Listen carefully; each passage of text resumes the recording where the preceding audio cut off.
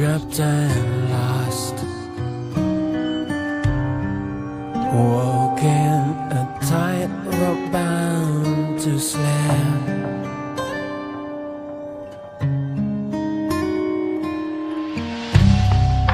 Sound is a twisted lullaby, touch is the slice before the blood.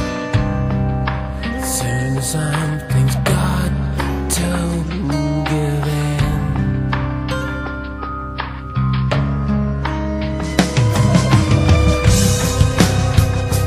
Can lose control.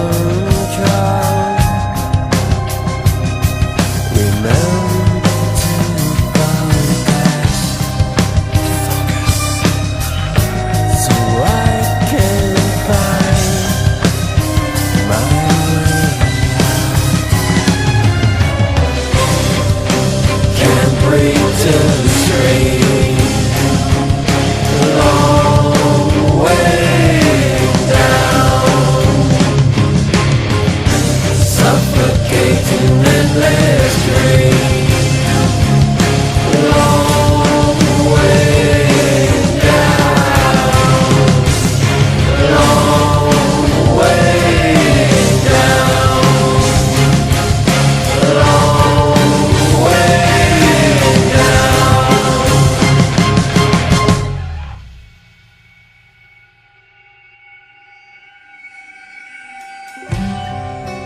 Don't give up the light, using every last breath, escaping the long way down.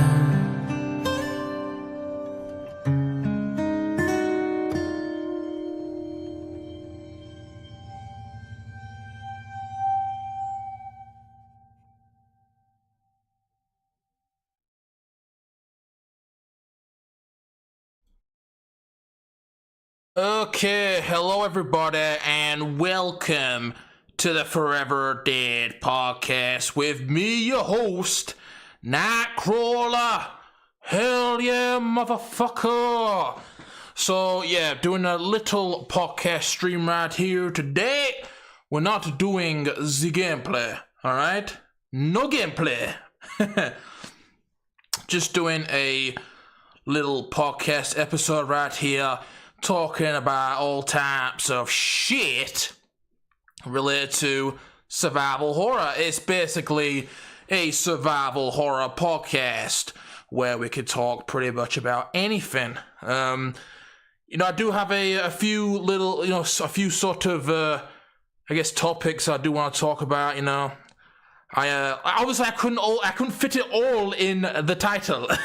There's only so many characters that you could fit into the title. But we'll talk about all types of shit today. Depends, we'll see how it goes. But I do have a few things planned out. Hello there, howdy, how you doing there, brother?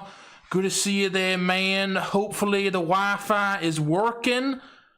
And hopefully it don't fuck up today, otherwise you're gonna miss this legendary Nightcrawler stream.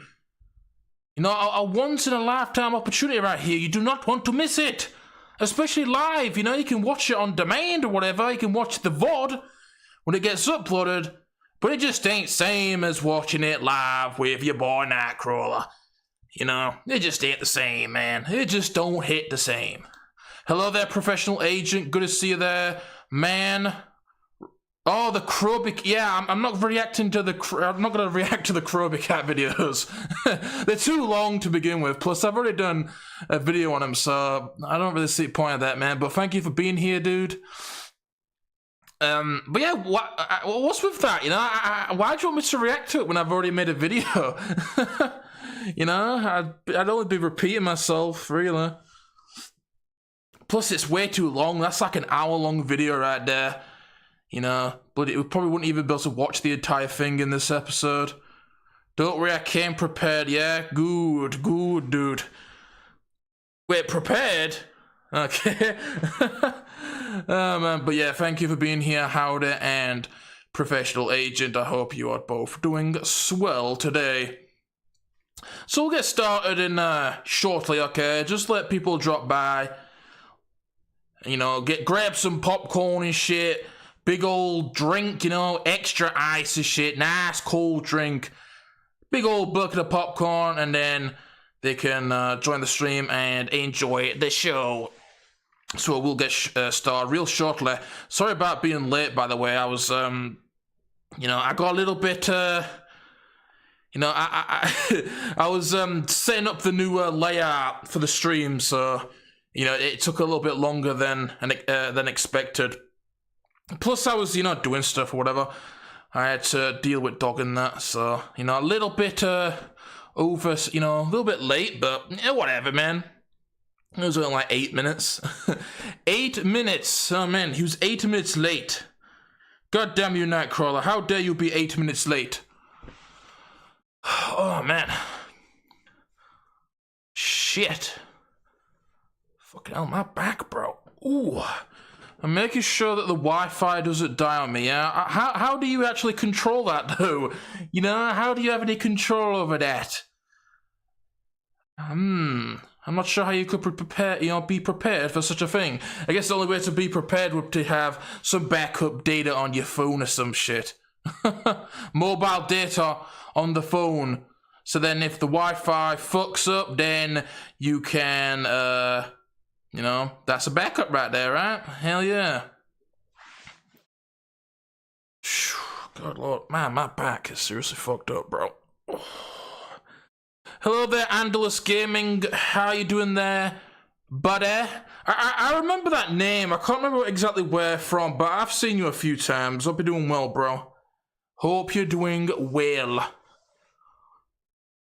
But yeah, I'm you know, what's up? Yeah, I'm doing all right, man. I hope you are too. How you been, man? How's your day going? Oh man, this fucking guy, man, rejoining this guy needs to get alive. Not you. I'm talking about this guy on fucking Discord. This goddamn obsessive mofo, bro. This guy is seriously obsessed. It's quite pathetic, dude. It is quite pathetic, bro. It's quite pathetic indeed. Professional agent, he made a video. Yeah, you see? Andalus knows, man. Real, you know, a real one right there, watching the Nightcrawler video, you see? Hell yeah, man. You see, he's a good one right there. He's a good one. He watched that video right there. A real good one. Watching all the Nightcrawler videos, because they're just that good, dude. Nah, they're not that good, man. I'm not gonna be, you know, I'm not gonna suck my own dick over here. I'm not gonna suck my own dick, bro. I was very happy when Crobcat actually put you in the video. Yeah, that was actually, that was surprising. That was surprising, man. Because I watched that video, and then, I heard myself, and I'm like, wait a minute, that's fucking me, dude. So that was quite, yeah, quite unexpected. It's definitely weird to see, definitely weird to hear your voice in somebody else's video. But, you know, quite cool as well. Quite cool. He's a pretty big channel, so, you know, it's not every day you get featured in a big, you know, on a big channel's video, man. Very exciting. Yeah, you know my name because I was around back in the day. Around back in the day, yeah. You must be. I do remember the name, but you know, I don't recall you. I don't recall seeing much of you. I'm guessing you're more of a lurker, which is fine. I'm cool with the lurkers, you know. Shout out to my lurkers, bro. But you know, maybe I just have shitty memory. Maybe you did show up more. Hey, there's that many people, you know. There's that many people that have come and gone over the years. It's hard to keep up, man. Hundreds of people. Hundreds of people, man. But like, so yeah, for the stream, I'm just gonna be talking. We'll just be talking about all types of shit regarding survival horror. I'll also be talking about, you know, Resident Evil 9 and stuff. So, you know, I know that some people want me to, you know, talk about it or stream it or, you know, make a video on it. And I do want to make something on it at least, so I figured I'd talk about it a bit here today. I don't know if I'll, maybe I'll still make a video or whatever, but I don't fucking know. We'll just have to see. Do I consider to be a newbie around here? I guess so. How long have you been watching, dude? I have seen a few of your comments on my videos, so I guess you are new, which, hey, that's cool, man. It's good to see new people, because we don't get many new people, The growth is very slow, so it's always good to see new people. Yeah, I don't comment on videos, yeah. I don't comment on videos either. I practically never comment on videos. I'm more of a lurker. Like, I don't watch live streams nowadays, but when I used to, I never used to comment, really. Bro, which RE4 version is the best without the PC version? Which console version? I'm not too sure, man, because, I'm not exactly experienced with all the different versions. I believe I've only played, like, 2 of them. PS2 version, right? That's the first version I played, like, years ago. And the PS4 version. So, I don't know about the GameCube version, all the other bloody ports, but I guess the PS4 version is a solid version, I'd say maybe that one's the best.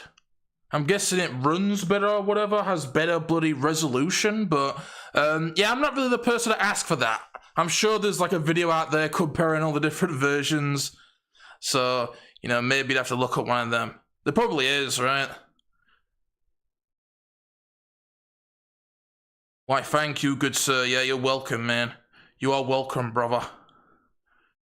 You're welcome indeed.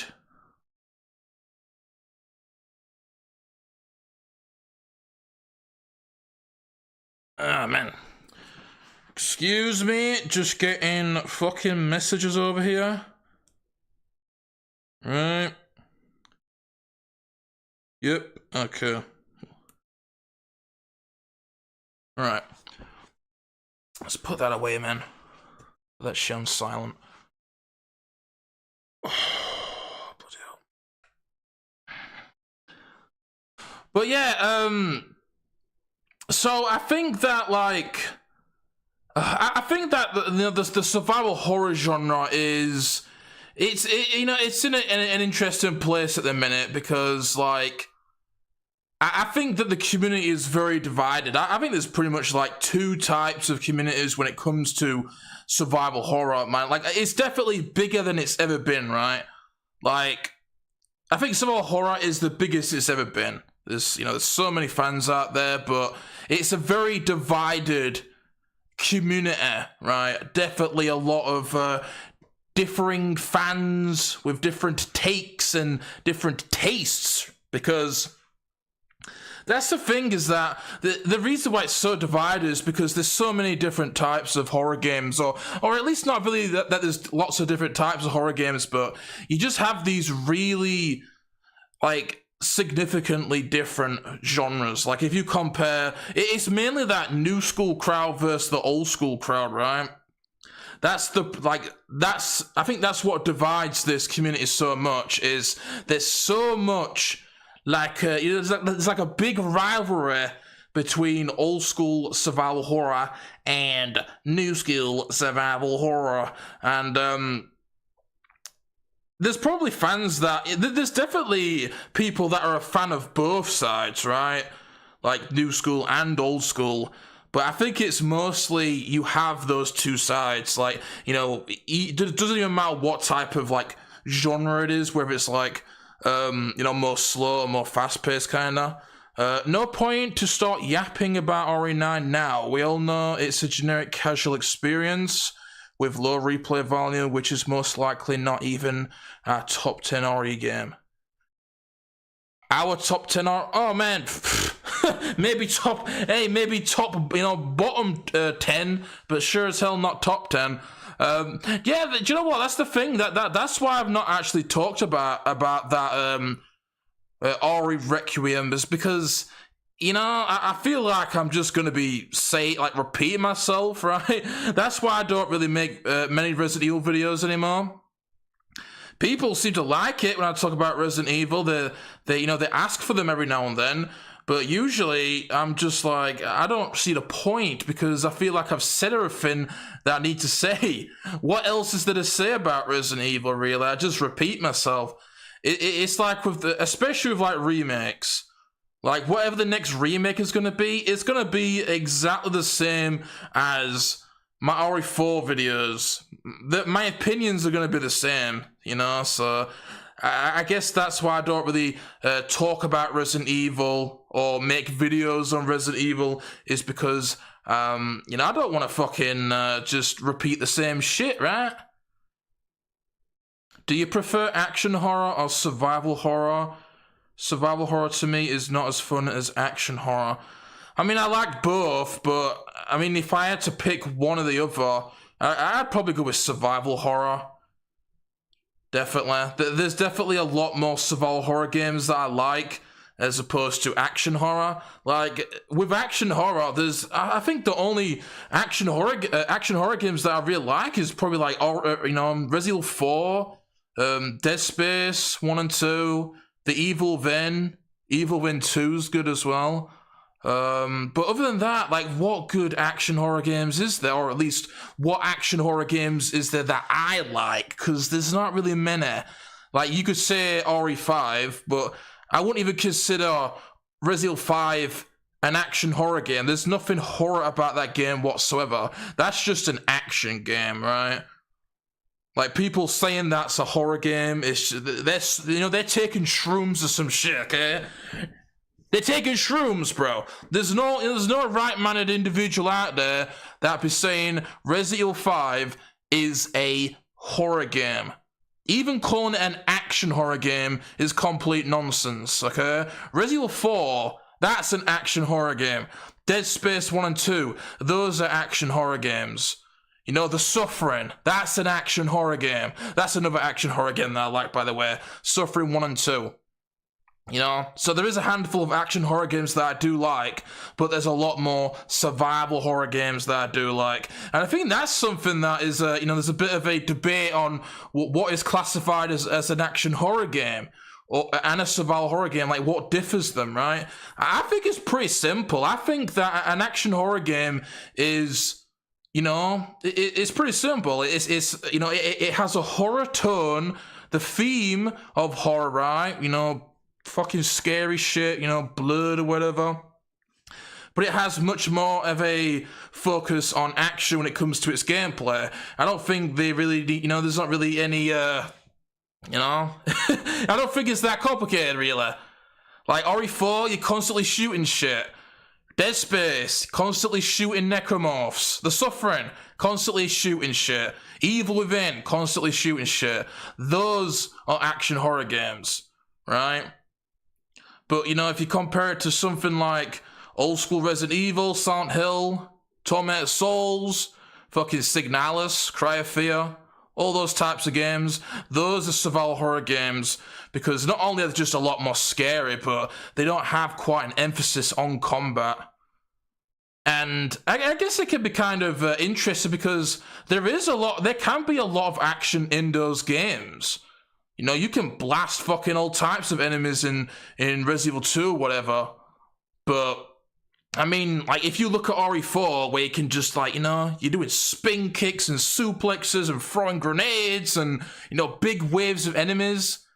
That's something that's also a part of it, is, like, the amount of enemies, I guess. Like, in bloody RE2 or whatever, you're not fighting big hordes of enemies that are running at you, throwing axes and shooting you with crossbows. So, yeah, you may fight, like, big hordes of zombies, but they're slow moving and shit. And also, you can't do free aim. It's a very limited combat system, but, I think it all depends on what the game is.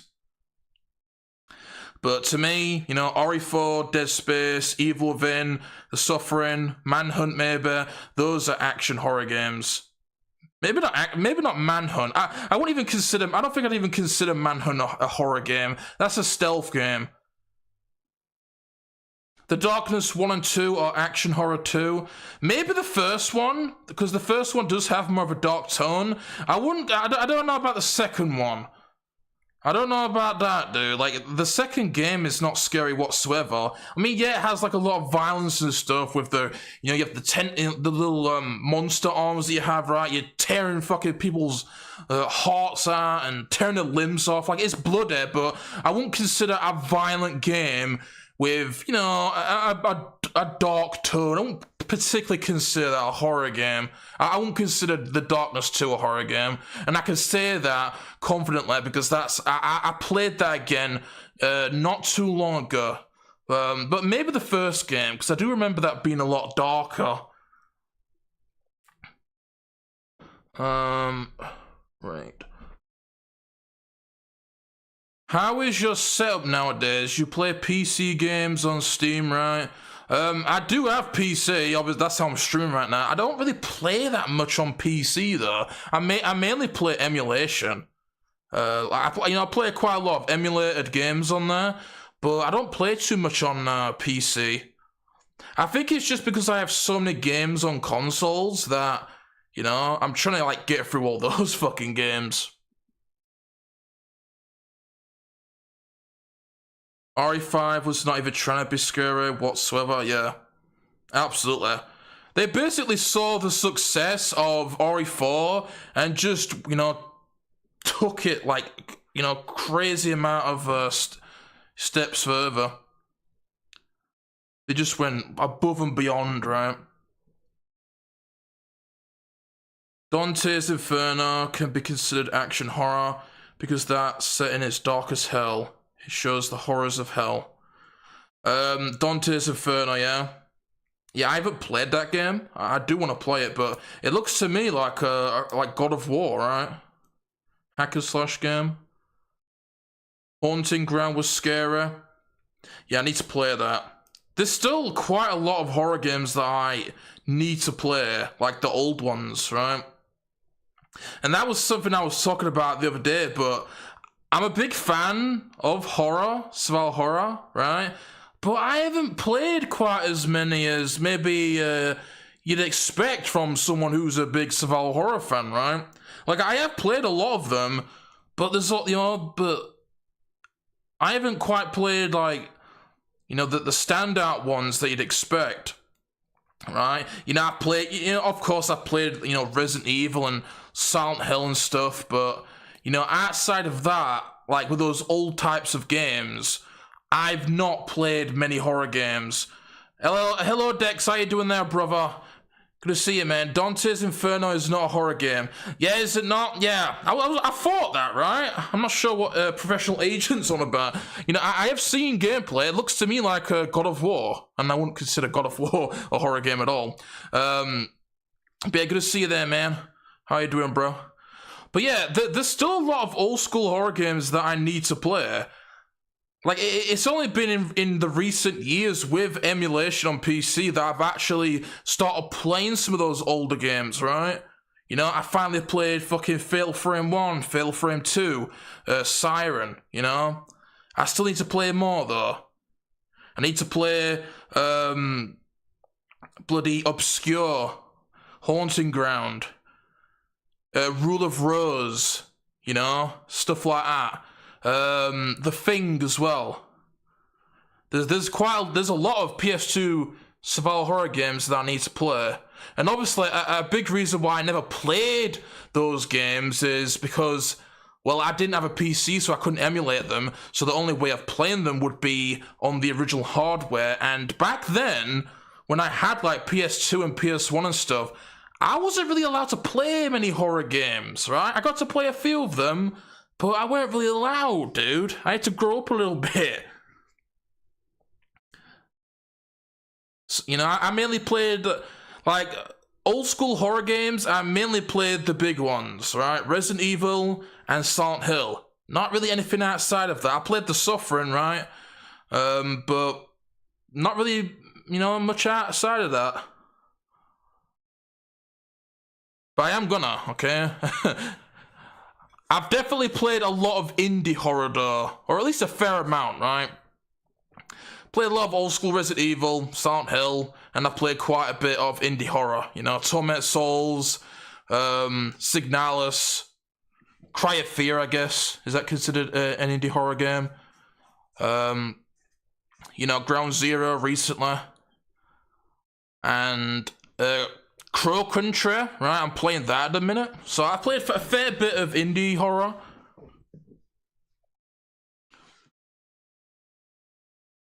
More like a dark hack and slash game. Yeah, I was saying that, right? But, like, to me, a game can have, like, a dark tone with a lot of blood and violence and monsters without being a horror game. Like, there's plenty of games like that, right? Plenty of games. I think for a game to be considered horror, it needs to be, you know, somewhat scary. And obviously, it's subjective on what is scary. But, like, I could look at a game like The Suffering, which I'm not scared, but I don't think The Suffering's scary at all. But you can just, you know, you can just see it, right? You play it, you watch it, you can see the vibe. It has the horror vibe, right? It's got fucking, you know, the weird, like, psychological shit where the guy's, like, hallucinating and stuff. Obviously, you got monsters crawling about the prison, right? It's an infested prison taken over by monsters. You're alone, fighting, surviving, and whatever. So, even though I don't think that game's scary at all, it feels like a horror game. An action horror game. But something like The Darkness 2, I mean, yeah, you know, it's got monsters or whatever, violence, blood, gothic kind of tub, but that ain't a horror game at all, dude.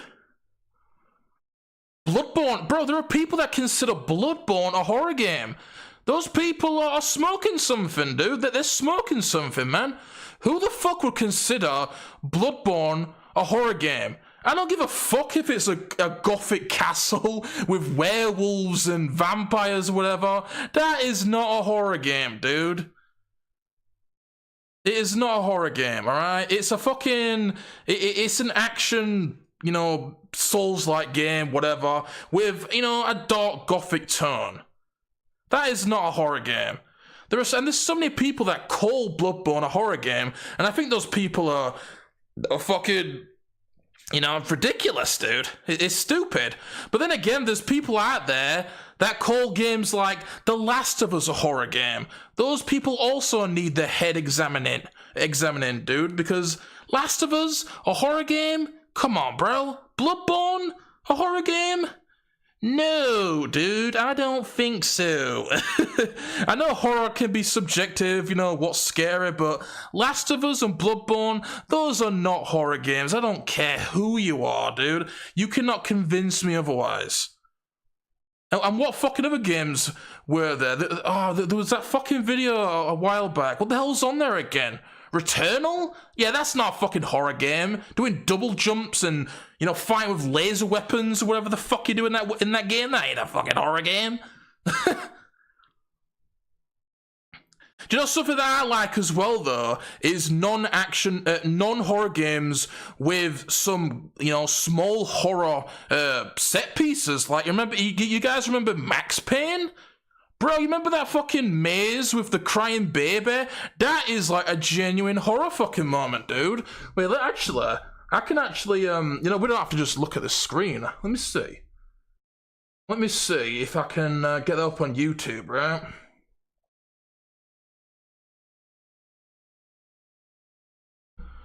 I was playing some Evil Dead on PS2, yeah? Evil Dead, you know, I thought that was an original Xbox game. I didn't even know that was on PS2. Okay, let me see if I can find this, you know, so I can actually show it off. What do they call it, Maze level? Maze sequence? Dream sequence?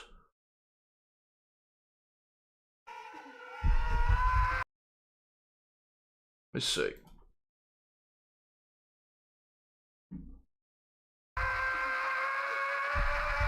Is this it here?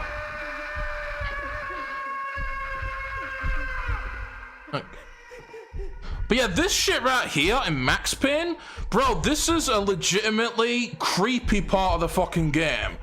And, you know, nobody considers, obviously, Max Payne is not a horror game, right? But this part here, this is some genuine fucking horror, dude. This is a genuinely, like, creepy part of the game. That psychological shit, you know, Max, he's got fucking PTSD over his family getting murdered and shit. That crying of the baby and shit. The heartbeat, this is like actual genuine horror, dude. And this is quite cool in a game which isn't horror at all.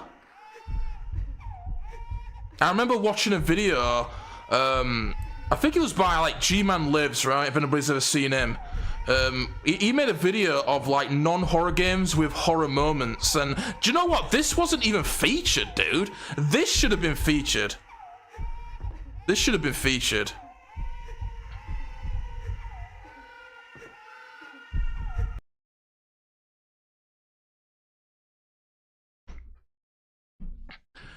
Bro, I strongly recommend Dante's Inferno. It's so good. It's like God of War, but in hell.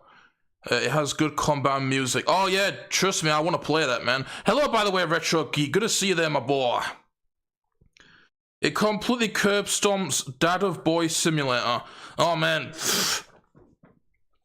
Man, dude, fucking anything curb stomps that game. Fuck that game.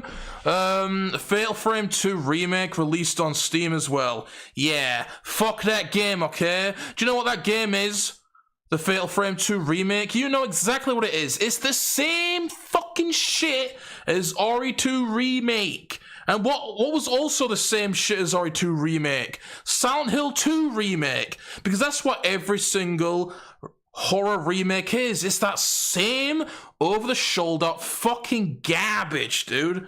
It's normie slop. That's what it is. It is, dude.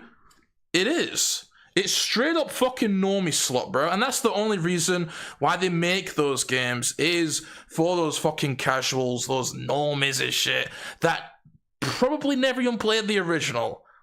And that's why remakes get such a bad fucking name, is because, you know, that's the crowd they're catering to, right? That's why people hate remakes so much. Good lord, man. First Resident Evil, then Silent Hill, now Fatal Frame, not to mention all the new releases in the AAA scene, right? Fucking Alan Wake 2, bloody, you know, Callisto Protocol. What fucking else is there? Bro, obviously Resident Evil 9 or whatever, Resident Evil fucking... Well, I guess not Resident Evil 7 because that was first person, but my god, it has become so generic horror. Like, at least, you know, it's just horrible. That's why I stay away from AAA, because it's just, you know, maybe I wouldn't hate it so much if they actually had variety, right? It wasn't just the same shit, and that's the problem with modern AAA horror, is that they're all copying each other, trying to cater to that crowd, because that's what that crowd wants. They all want the same thing. They want all the games to play the same. Like, you know, like fucking... It used to be different, right? You used to have different types of horror games out there. You know, you had your fixed camera horror games, you had your over-the-shoulder shit, your first person and that. You had different types of horror games. You even had like RPG horror, like bloody, like Parasite's Eve. Isn't that like a turn-based horror game? You know? Those companies are actually trying to do different things. They're actually trying to innovate or whatever, stand out from the rest. But nowadays, it's so just generic. It's so oversaturated with this over-the-shoulder shit. And if it isn't over-the-shoulder, obviously it's first person. The only way that you're going to get anything else is by going into the indie scene, you know?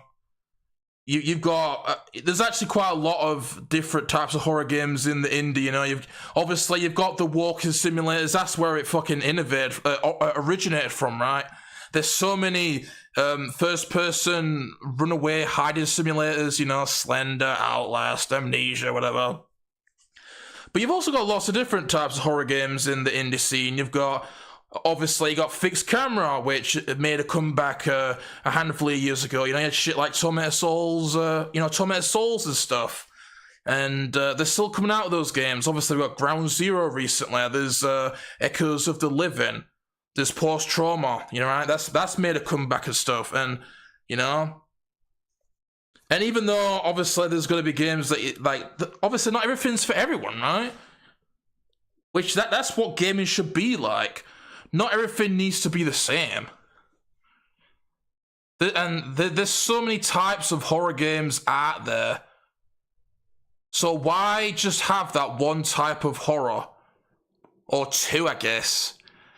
Because that's all AAA horror is, right? It's over-the-shoulder games, which are usually, you know, remakes or, you know, new games like Callisto, fucking Alan Wake 2, whatever, Resident Evil 9.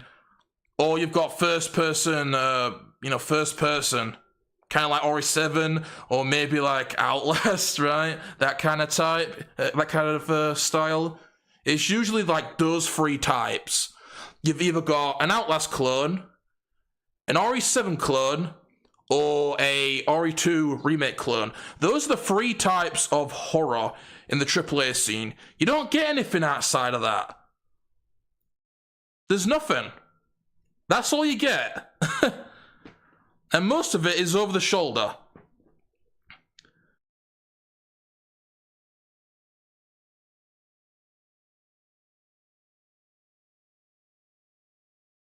But yeah, good to see you, Retro. Hope you're doing well, bro.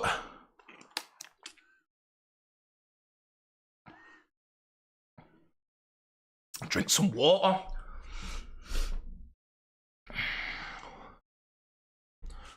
I saw a guy putting Demon Souls on a horror game list. That's a questionable mindset. Oh yeah, that was also on that video. Bro, do you remember that video?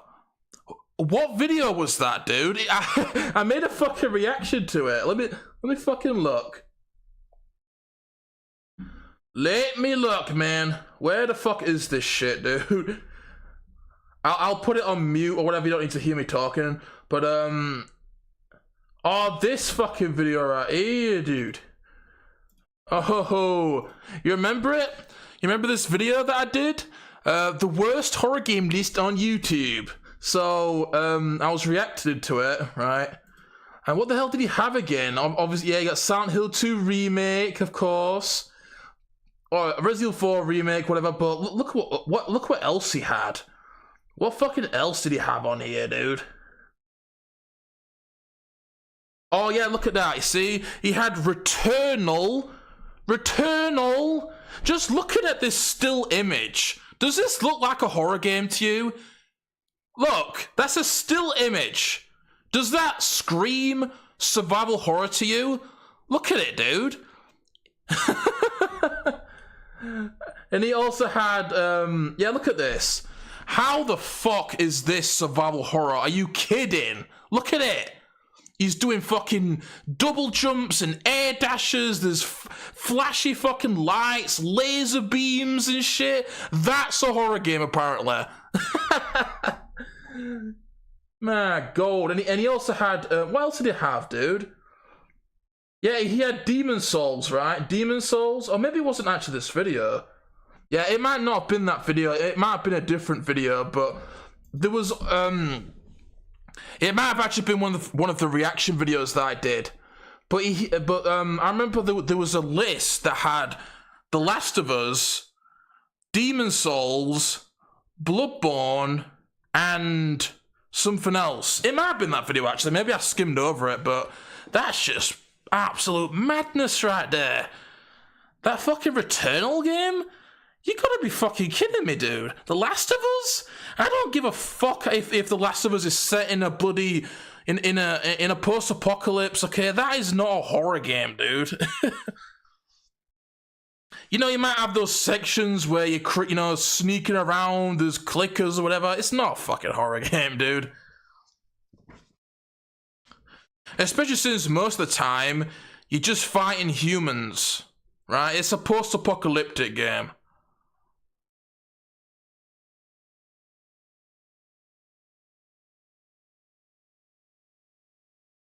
I heard a lot of praise about Cry of Fear. Definitely one I'll need to try when I finish with Tormented Souls 2. Oh yeah, have you not played it? Dude, must play right there. That game is up there with old school Silent Hill. It is fucking excellent, bro. That is seriously one of the best horror games of all time. That is a fucking fantastic horror game. It's fucking, that's a genuinely scary game, dude. Genuinely scary, bro. You remember when I live streamed it and I got to that part in the forest and you could hear that fucking fucked up screaming and that music started playing? God damn, that's good shit right there, dude. That is some good fucking shit. Let me, oh man, let me see if I can find that, dude. Let me see if I can fucking find it, bro. Actually, you know what? Maybe I should spoil it for you, Retro. You know what? Do you know what? No, I won't spoil it, okay? I won't spoil it, bro. You need to experience that for yourself, because that right there is like 10 out of 10 fucking horror. I won't spoil it for you, alright? You know? Look, man, fucking great moment, though. That's seriously something that I need to do. I need to do that one day. I need to make a video talking about like the top 10 or top 20 or just 20 of the best horror moments, because there's some belters out there, man, and that right there is one of them. That right there was fucking absolutely, that was just, man, good shit. Good fucking shit, man.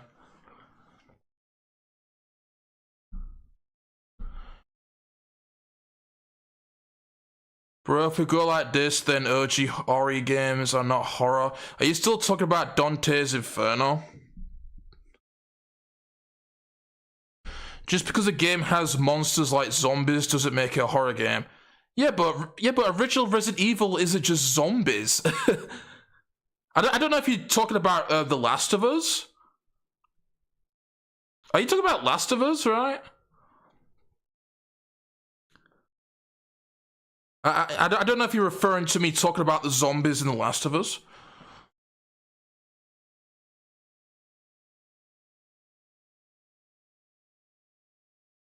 Professional agent, you have the wrong idea of what a horror game is. Yeah. Yeah, you know, the Dante's Inferno, I don't agree with that at all. I'm not sure if you're referring to the comment you just made about Resident Evil and zombies. I'm not sure if that's referring to Dante's Inferno, or if you were referring to the comment I made about The Last of Us. Please elaborate. Were you referring to Dante's Inferno or my comment on The Last of Us because of the zombies in that world? I think you were talking about Dante's Inferno, right? They need to stop with the remakes, yeah. They do, man. Like, I mean, at least fucking, you know, at least try and actually make it fucking an actual remake. It's the over-the-shoulder shit. It's so oversaturated, man. The over-the-shoulder meat riders are everywhere. Those who complain about the fixed camera just won't admit they suck at the game, yeah. Oh, man, don't even get me started with those people, dude. Seriously, man. Seriously, bro. And, you know, it's fine if you don't like those games. Like, obviously, we all have our personal preferences. Not everybody's gonna like something, right? Like, I don't like everything. There's plenty of shit that I don't fucking like. But just because you don't like it doesn't mean it's bad. I mean, it's like with the fucking, you know, it's like the hiding simulators, right? Like the Outlast clones. Are Outlast clones bad? In my opinion, yes, right? But are they subjectively bad? Obviously not, right? There's a crowd for it. It's just that, in my opinion, they are dog shit games, and they do not appeal to me. So I just don't play them, right? I don't play them. Do I complain about it and try and make a series that has that type of gameplay into a type of game that I do like? No, I don't, but that's what they do. That's what those fucking normies do with Resident Evil, with Silent Hill, right? They play or they look at those old school games, right, with fixed camera, tank controls, and they bitch and moan about it. And what do? They change the series to cater to them. That's what happens. Why, dude? You don't like Resident Evil? Go play a different franchise, a different game, a different series, right? If I look at a type of horror game that I don't like, which would be the Outlast clones, right? Do I want them to change the Outlast series into something that appeals to me? No, I don't, okay? Instead, I'm gonna just not play Outlast and go play a game that I do like. Because that's what you do, alright? Not everything's gonna appeal to you. You're not gonna like everything out there. So rather than complaining about it and bitching and moaning because you suck dick at the gamer to fix cameras, just go play a game that you do like. There's plenty of horror, there's plenty of first-person games out there. There's plenty of over-the-shoulder horror games out there. Go play one of them. Why have you got to ruin it for people that do like those games? That's the problem with this crowd. You see those people complaining constantly about how, oh man, why the hell do these toxic old school Resident Evil fans, why do they make fun of us and call us normies and tourists? I just want to enjoy my game, Well, that's why, because you ruined our you ruined our franchise. That's what you did. You inflicted your normie disease on it, and now you've ruined it. That's why we don't like you, okay? If I took something that you liked and I fucking ruined it, then maybe you wouldn't like me as well. That's why people don't like normies. That's why people don't like the modern Resident Evil crowd. Because you took a franchise that we love and you stained it with your fucking garbage. Alright? That's why we don't like you. That's why we mock you. That's why we make fun of you. Okay? That's why. We don't give a shit what you like, alright? But when you take something we love and you taint it, then we don't like you.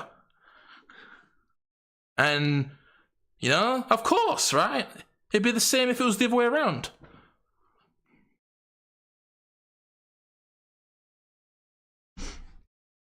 But that's what they do. They play the victim. You see it all over. You see it all over Twitter. If you go on Twitter and look at the Resident Evil community, they're constantly crying about how they get made fun of. They get called tourists and normies, right? They play the victim all the time.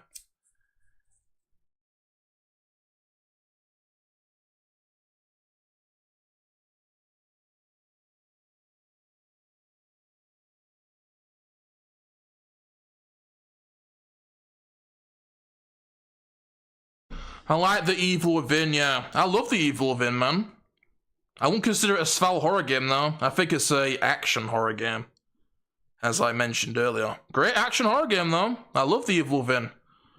That's a really, good game right there. Doing well, brother. Yeah, very good. Very good.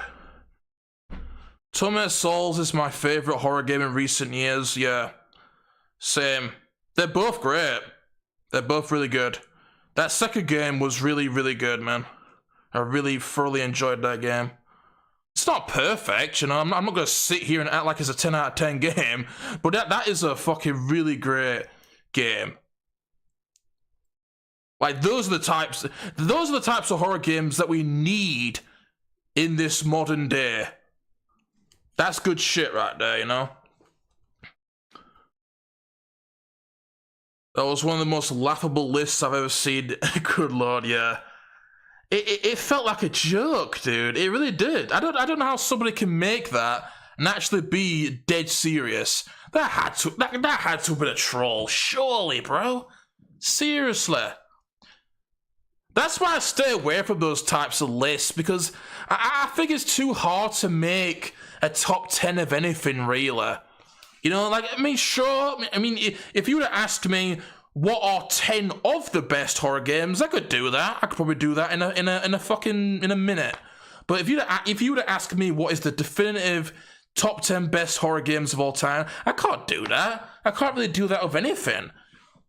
You know, it's just when there's so much of something, now you're supposed to pick 10 of them. You know, you got thousands of horror games out there. Pick 10 of the best. How? Or the 10 best. Not 10 of the best, but the 10 best. I mean, I don't know. Okay, let's just. I mean, it doesn't have to be. All right, let's do this then. It doesn't have to be particularly the 10 best, but what are 10 of the best horror games of all time in your guys' opinion? Let me catch up on the chat and then I'll talk about that a little bit.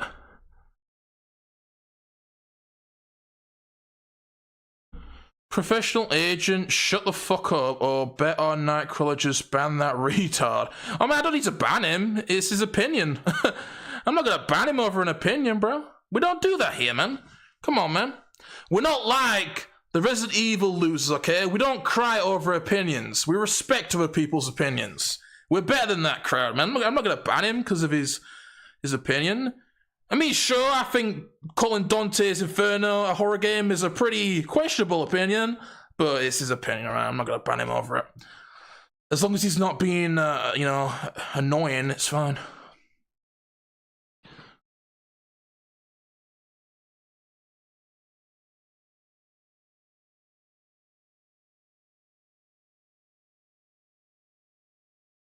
To me, Subway Surfers was very scary. What? Subway Surfers. And even better, it's free. Yeah, it is. Man. Crazy that, man. Fucking free! Right? Free! And it's one of the best horror games ever.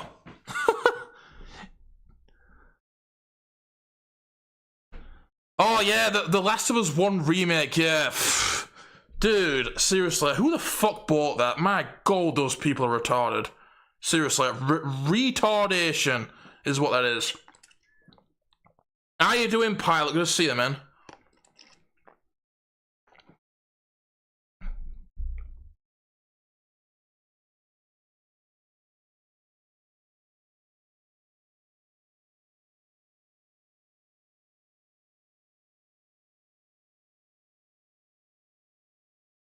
The Evil Within has but only one big problem, and it is the performance, and also sometimes when you put the crosshair on the head of the enemies and shoot, it doesn't hit them.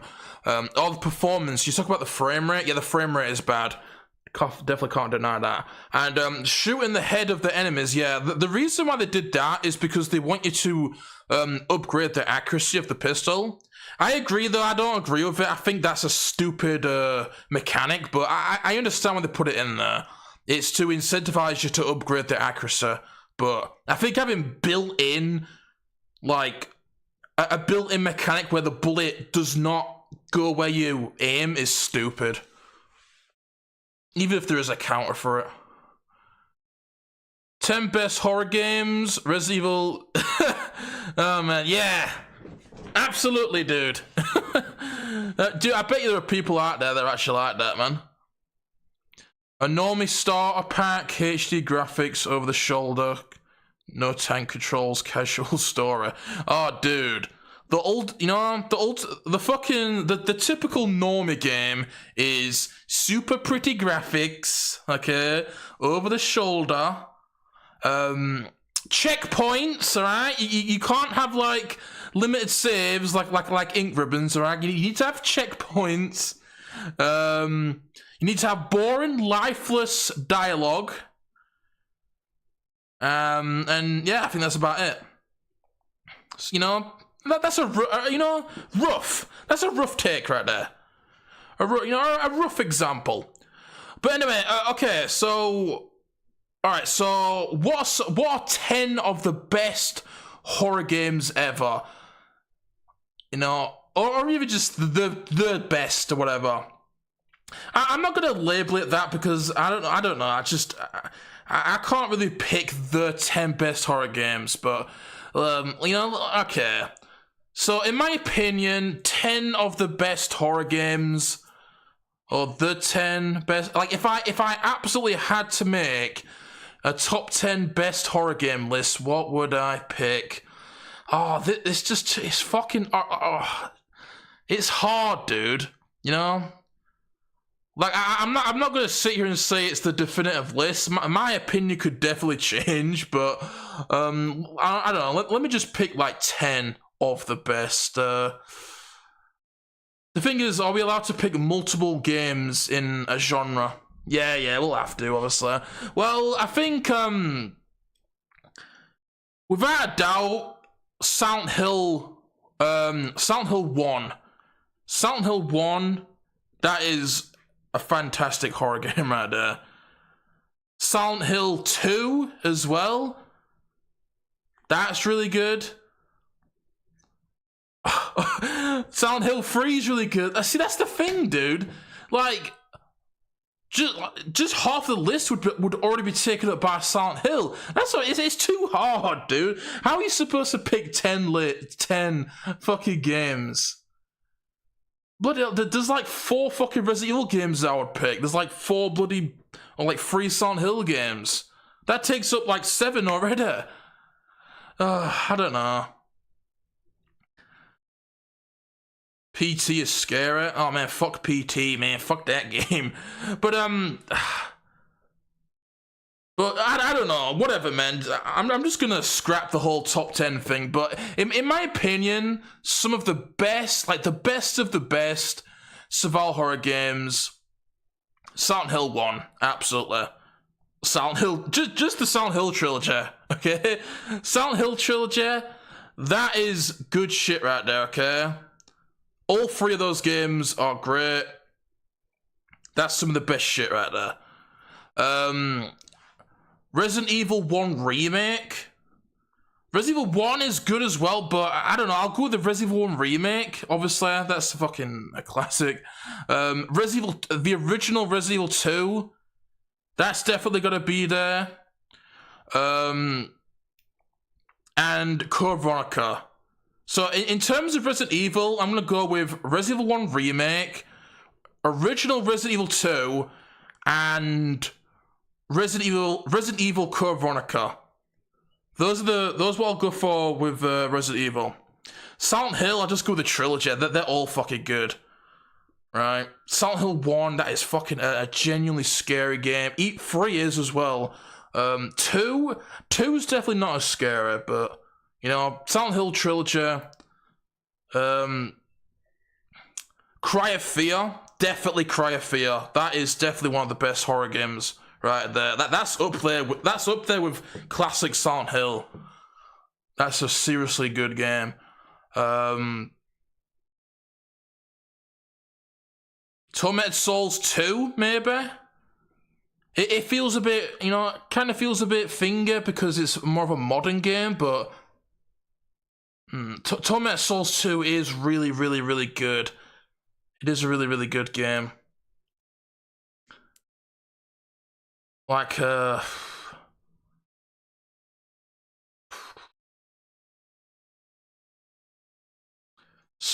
not Suffering. Suffering's not that good. Fatal Frame, nah. I won't go with Fatal Frame. I won't go with, Metro, nah, not Metro. Siren, maybe? Siren is really, really... I don't know if Siren's, like, top 10 material, but I think Siren is, you know, the first Siren, that's definitely, like... That's definitely, you know, like, top 20, I'd say. I'll name the best ones, in my opinion, based on what I've played. Siren 1 and 2, OG Silent Hill Trilogy, Code Veronica, OG RE2, RE1 Remake. RE4 is good, but it's definitely not a horror game. Oh yeah, definitely. Nah, RE4 would definitely not go on that list, dude. But yeah, I don't know. You know, I think a rough draft, like just a rough draft for me would be RE1 Remake, original RE2, Code Veronica, Silent Hill 1, Silent Hill 2 OG, Silent Hill 3, Cry of Fear, Siren 1, maybe. Tormented Souls 2, maybe Tormented Souls 1. Tormented Souls 1 is scarier than 2. But does it particularly need to be the scariest game? I think Tormented Souls 2 is overall the better game, but I think Tormented Souls 1 is scarier. But I think I'll go with Tormented Souls 2 just because that's just sort of the full package. But yeah, Tormented Souls 2. What else is there? I'm probably gonna forget something. I'll probably forget something. When you do like lists, you really have to write down shit. Is there anything I'm missing?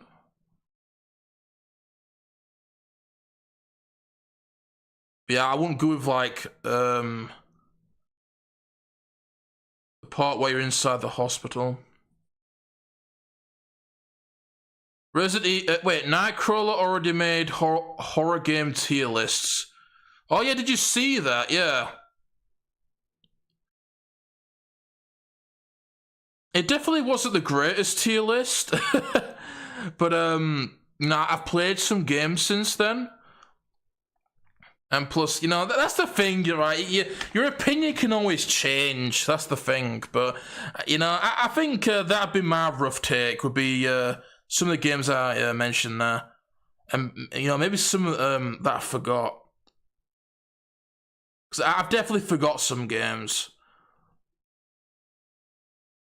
But and that's the thing. Are we talking about like just the best games, or are we talking like the scariest games? Because, you know, I don't know. It's just it's a tough subject. You know what I mean? It's just too it's a too tricky of a subject in my opinion. Like there's just so many like conditions that need to be like you know, like there's so many like questions of like what counts, right? Like, are we talking like what is just the best, like the most, you know, the best experience, or what is the scariest, right? You know, there's so many criterias. Right? It's just not that simple if you ask me, dude. I mean, if we're talking like if we're talking like what are the scariest horror games, then I probably wouldn't even I probably wouldn't even count some of the games I just mentioned. You know, I don't know, it's just kind of fiddler. That's why I don't make top 10 videos. You know, I pretty much never make like top 10s because it's just, I don't know, it's just too hard in my opinion. I named some action horror games. Ochiori. Oh, you're picking the best action horror games. Yeah, that's fine. That's fine. OGRE 4, Dead Space 1 and 2, Darkness 1 and 2, Dante's Inferno. Dante's Inferno. The Darkness 2, yeah. RE5. The Evil Within, Callisto Protocol, yeah. Okay, man, Dante's Inferno and RE5 though. Yeah, I agree on some of them. You know, like if we're talking action horror games, then yeah, obviously OG RE4 definitely. Dead Space 1 absolutely. Dead Space 2 absolutely. Evil Within 1 absolutely. You know, The Suffering, that's really good. Fear 1, that's a good action horror game. Yes, Retro Geek. Do you like my look ability, Nightcrawler? I don't know though. I wasn't really getting much luck yesterday, dude. I don't think it, you know, I don't think it's as effective as it may seem. Oh, Cold Fear, yeah, Cold Fear. That's a good game. That's definitely an action horror game. I don't think I'd consider that a survival horror game.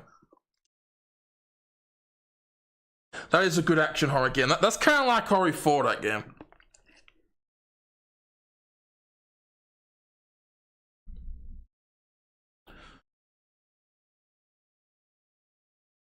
Callisto Protocol as a badass main character, and the combat, despite it being easy as fuck, feels good, to be honest. Is all because the main character is like martial artist in the game. The way he moves is so badass. Yeah, Callisto Protocol, yeah, I think that game's a piece of garbage. That's a, piece of garbage, that game, if you ask me.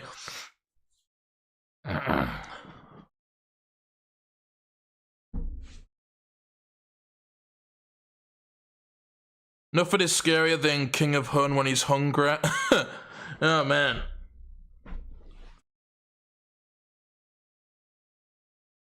Callisto Protocol fanboy. Yeah, I think Callisto Protocol is shit, dude.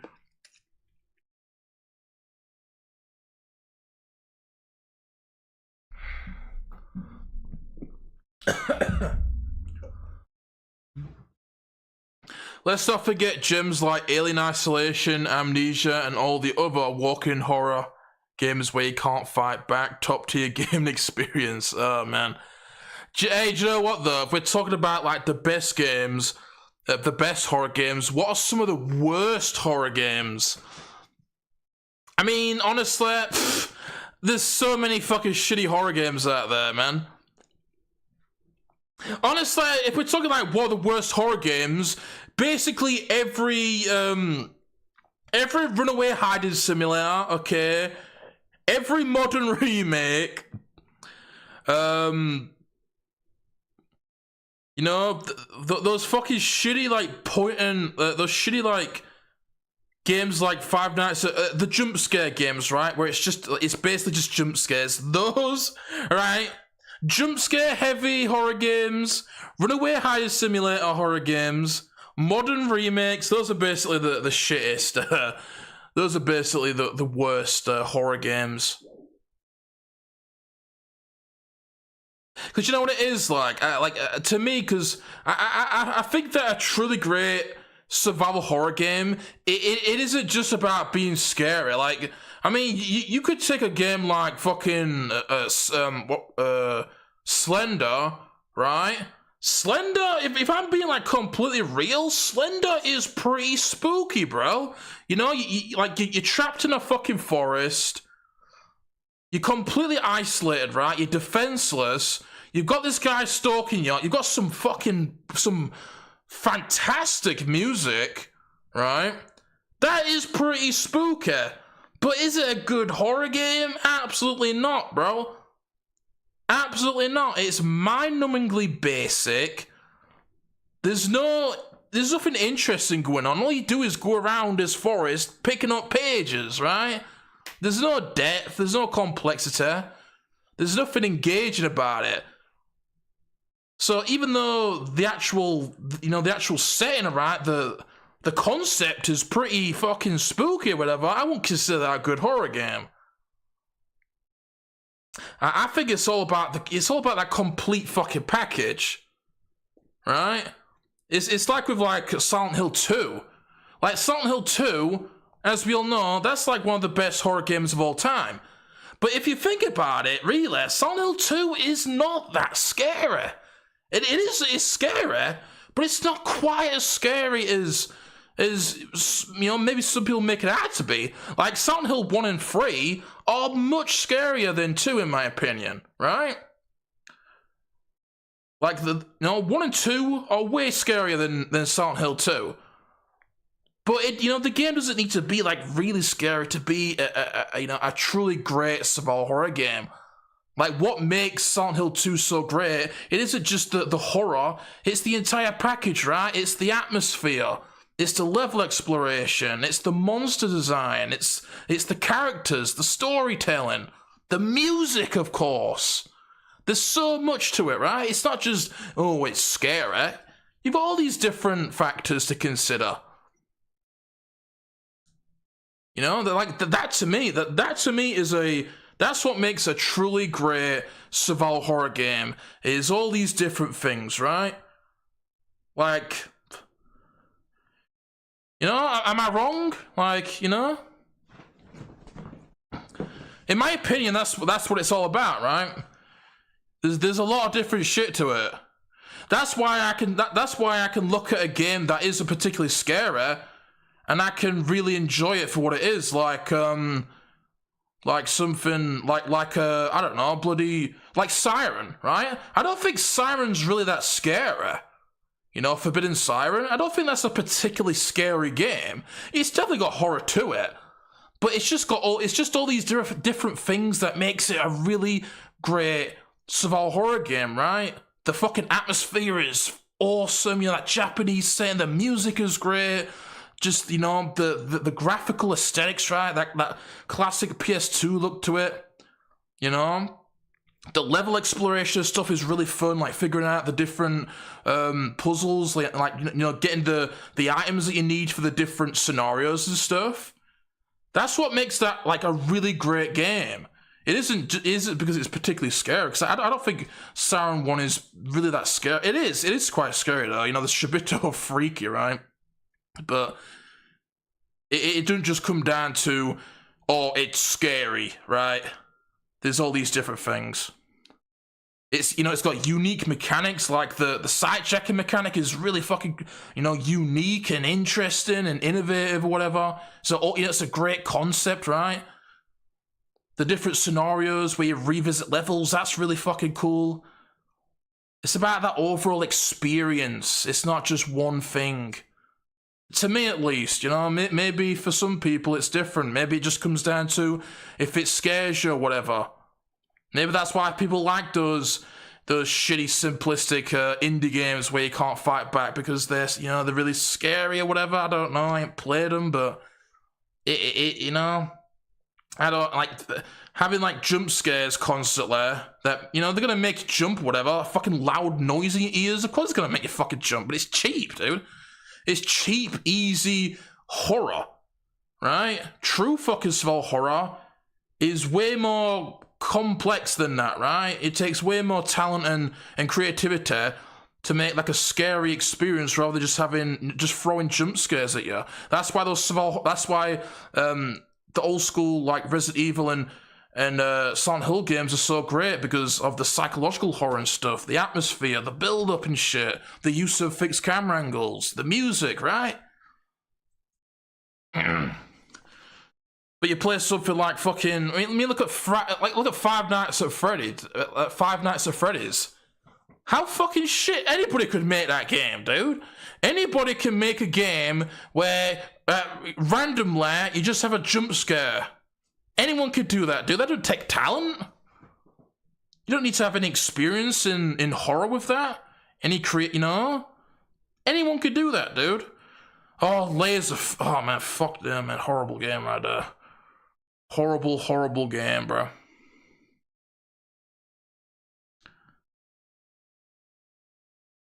Andalus is being rude. Ban this casual. Oh, you two fighting? Hey, come on, man. Come on, man. Don't need to be arguing over here.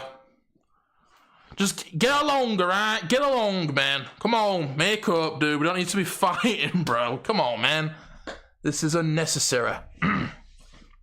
Yes, please, guys, be respectful. We just tried to have a chill conversation about video games, you see? Absolutely. Please be respectful, okay? Be respectful. It is very important to be respectful. I am only rude because this retard insulted OG Resident Evil is not scary. Who cares, dude? Who cares if he insults it? That's fine. He could talk as much shit about any game he wants. We don't get upset over people making fun of video games here, man. If we do that, then we're no better than the fucking Resident Evil fanboys that we make fun of, bro. All those RE4 remake fanboys and shit. We're no better than them, dude. We don't care about that, man. You know, people could talk shit about whatever they want.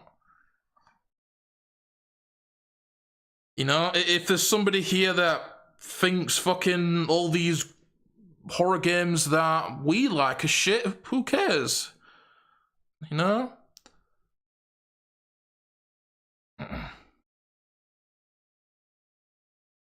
But yeah, please just, you know, come on. No arguing, man. No arguing, brothers. If you can't get along, just block each other, alright? I don't want to see just bickering over here.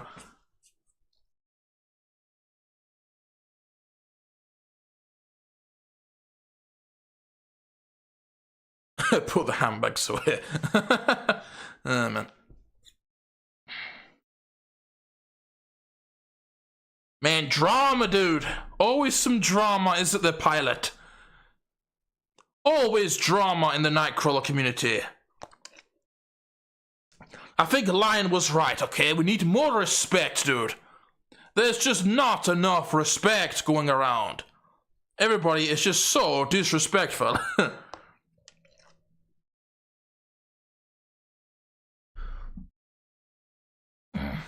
But anyway, so getting back to horror, alright? But,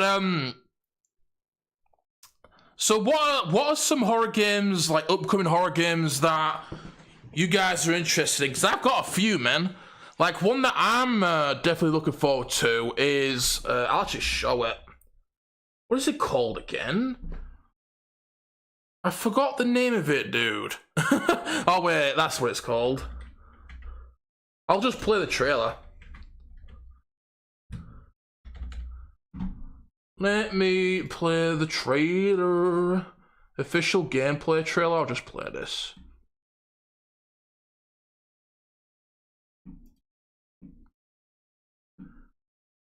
Can you put that stupid bullshit away? Thank you. But yeah, this is a game that I'm definitely looking forward to. Liminal Point. I believe it's coming out this year.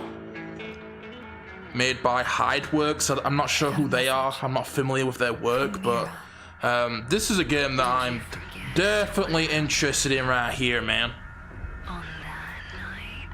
It's like a isometric kind of horror game. The gameplay looks like it's gonna be, you know, not really fast-paced, but you know, it's like twin stick, right? So it might be a little bit more action-based. It's not over the shoulder, by the way. That's just a cutscene. You see, there you go. It's wait, is that gameplay? I think it is. No, actually, it's still a cutscene. Something about this game, though, is that the developers are always going on about the character shit, man. Our protagonist is really attractive. You see, it's like isometric look. It's not fixed camera, but more of an isometric game, like Crow Country or Signalis. You see, you've got like rolls and stuff, so it might be a little bit more action-based. But I'm definitely looking forward to this game right here. This looks like it's gonna be a pretty fun game, dude. The protagonist looks kind of like Claire, doesn't she? Honestly, she looks more like Claire than modern Claire does. So come and find me. The thing is, though, with these indie horror games, a lot of them, the stories tend to be very uninteresting. Like, you know, I mean, I really like fucking Tormented Souls 1 and 2 and stuff, but their stories aren't really that interesting to me. Same with that Ground Zero, you know, like I really enjoyed the game, but I didn't particularly care about the story, really. But yeah, that's a game that I'm interested in right there. I don't know if you guys have, I don't know if you guys know about that game, but that's one that I'm definitely looking forward to.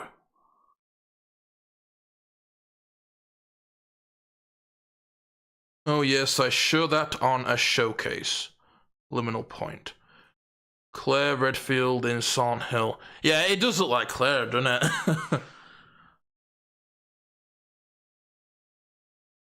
Poor girl, the mods are already ready on Nexus mods. Oh yeah, I know, right? Shit. Oh man. Those people, seriously. Fucking hell, it's hilarious, that shit. It's like what I mentioned of that bloody short that I made, where there was that channel, that Resident Evil channel, right? Well, I guess not a Resident Evil channel, but it was a Resident Evil mod costume channel, where it's basically just like Guna mods, right? My goodness, dude. Who actually downloads those for real though? That's just cringe. Incredibly cringe. Why don't people just watch porn? You know? Like, why are you playing games for this type of shit? Just go watch porn, dude. I really, that type of shit is just so, it's really, really corny, dude. Really, really cringy, man.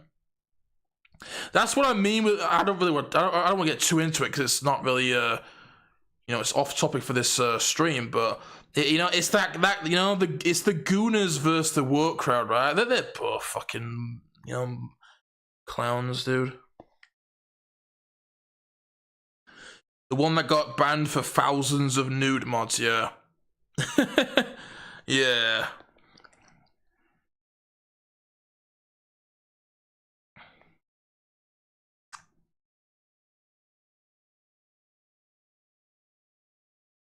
Dude was dedicated indeed, man. I am just checking my wish list on Steam. There are actually many indie survival horror games in recent years. Yeah, there is, man. The thing is with me, though, is that, you know, I play all types of games, so I'm not playing horror games recently.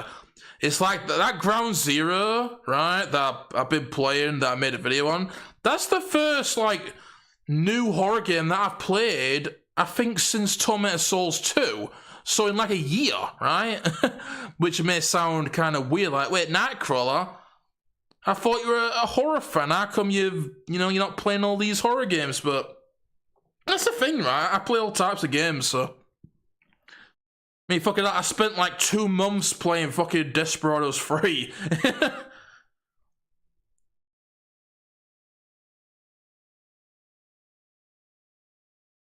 Can you open Steam browser on stream so we could check out some games? Wait,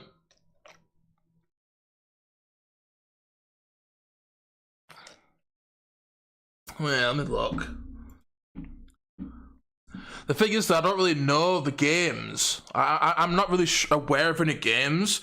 Like, if you want me to look up, like, if you want me to check out some trailers, then you feel free to name them and I'll watch them on YouTube. If that's what you mean. But I'm not aware, I'm not really sure what games there are, dude, so, you know. But feel free to recommend some, or type some, and we can watch the trailers, or gameplay footage, or whatever. I find those people questionable. I'm here to play a video game, not to whack off to a video game character. Yeah, innit, man. They are, oh man, fucking hell. Really cringe, bro. And that's what I mean, like, they think that, you know, oh, well, it's because, it's battling the woke shit, you know, man? But, I'll have to talk about it some other time, you know? Not for this stream, though. Let's, you know, I'm gonna try and keep on topic for this. I have a list, yeah? Shoot, man, and we can watch trailers. Bro, which RE game in the series, in your opinion, has the most replayability? Or the good old replayability question.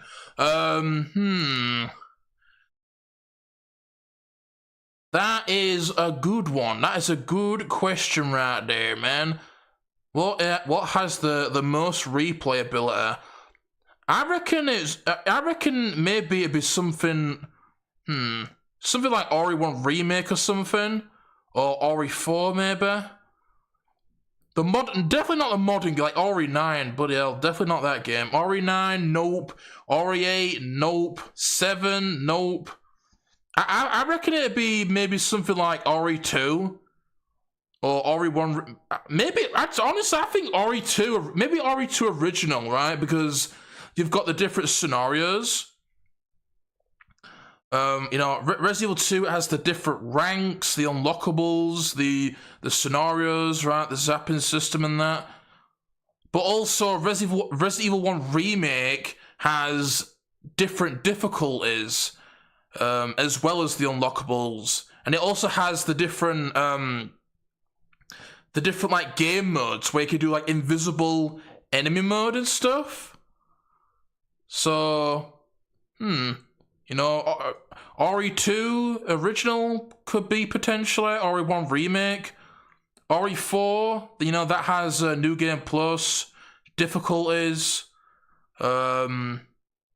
you know, also you could do like different challenges in that game, which I guess you could do challenges for any game. Resident Evil 5 has like no, you know, outside of like difficulties, you know, playing it on a higher difficulty, you know, games like RE5 have basically no replayability. You know, RE6 has the different campaigns, but that's different campaigns, not particularly replaying it. But yeah, I reckon maybe like OG RE2 or RE1 remake, I would probably say. Maybe, you know, yeah. And you know, do you know what? I'll go with OG RE2 just because of all the different scenarios.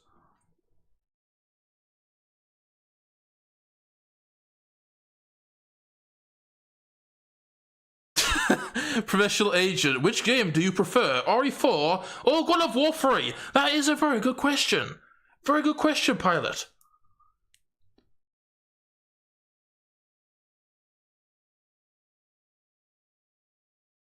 All games are on Steam, so it would be best to check it out there. Yeah? Alright, well, let me know what these games are then, and I'll look at them. You can ask my friend called Super Retro Polygon, a streamer who streams PS1 games and try to complete all of them, about my luck, and he will say Howdy indeed has luck powers. Oh, Howdy again with the luck powers, dude. Pilot, man. This guy, he has all the luck. Oh, man. But yeah, I should go ask this streamer about your luck. Oh, man. I'll be sure to do that, okay? I'll go check out Super Retro Polygon, the streamer, and I'll go ask him about your good luck powers, alright? I will be sure to do that. Make sure that you do it as well, pal, alright? We need to do it. It's very important. Oh, man.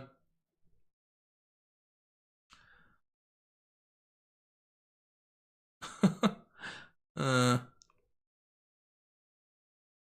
you know what, though? That fucking stream yesterday, that kind of makes you figure something, but what are some of the hardest survival, or I guess just easiest, right? But what are some of the hardest survival horror games, and what are some of the actually not just survival horror games, but just horror games, right? So action horror games, survival horror game, any type of horror game, right? What are some of the easiest and what are some of the hardest?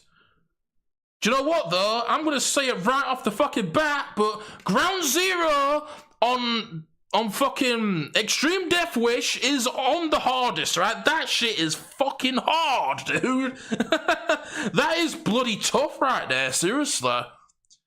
In a genre that doesn't really have that much difficulty, like, horror games usually tend to be quite easy, even on the hardest difficulty, but my god, man, Ground Zero on Extreme Death Wish, that is tough, dude.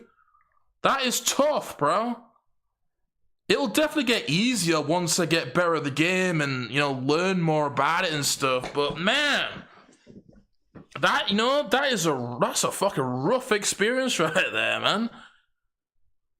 Holy shit.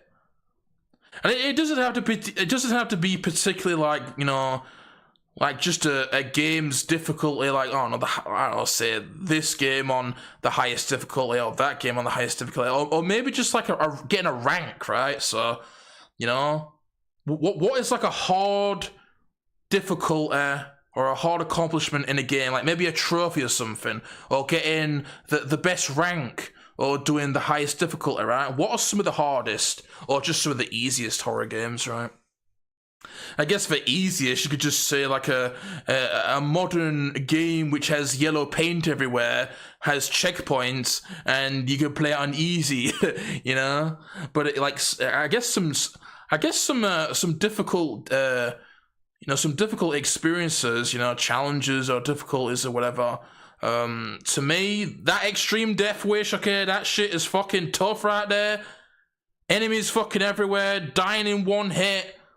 Bloody, that cruel shit where they were fucking, taking away all the modulators. You had to go looking for that shit. That's tough right there.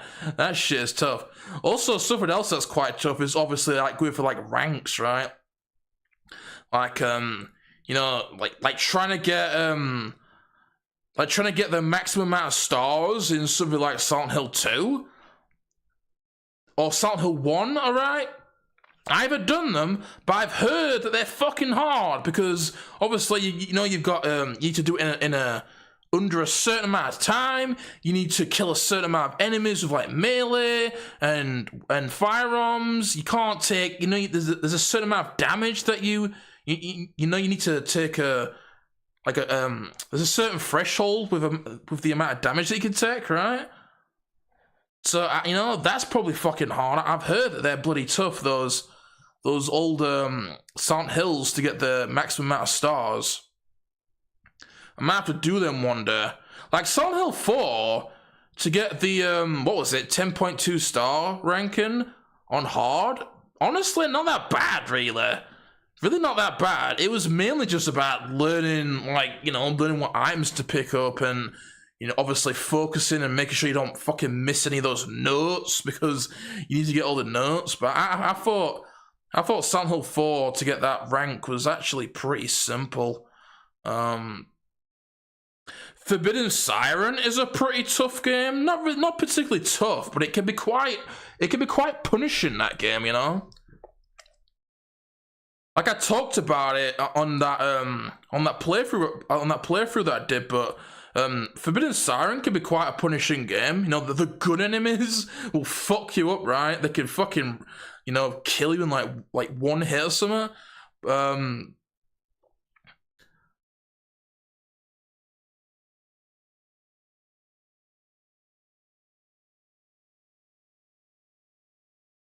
Oh wait, he actually answered your question, Pilot.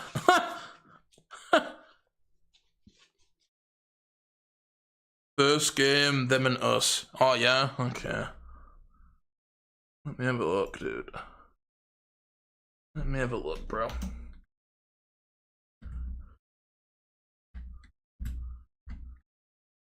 Them and us, is there a trailer for it? Oh, it's on GOG.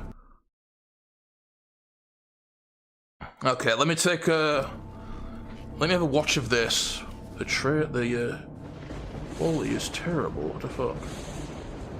Wait, that's just the video. Okay. I thought it was the quality setting.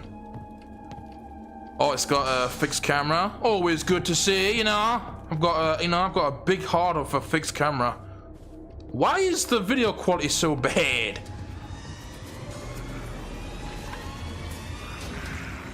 God damn, that zombie, man. Shooting on a neck.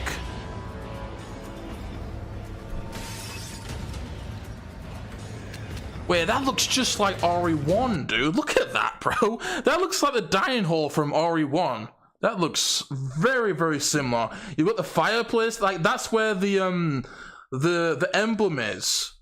Like you put it there with the fireplace. That looks just fucking like it, dude. They definitely took inspiration from that. Zombies and shit.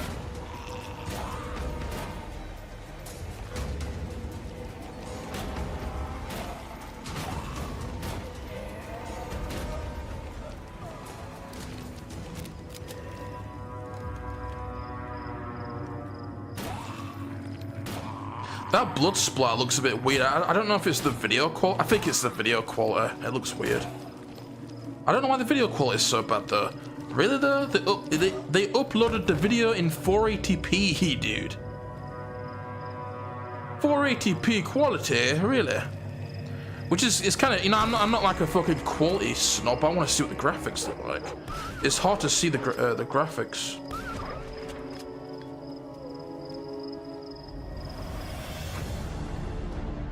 hell is this green swamp, dude? What the fuck? What the hell? It went from being like RE1 Remake to having demons spawn out of teleporters. What the fuck? That felt a bit weird. Even the map looks like RE1 Remake. It's brown. That looks just like it. What the hell was what the hell was with the demon teleporter though?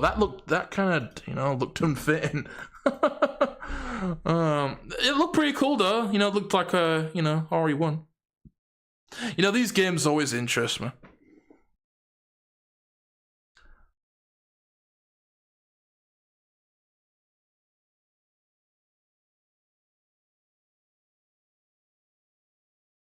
Hey, don't be mean to me. I don't think anybody's being mean, dude.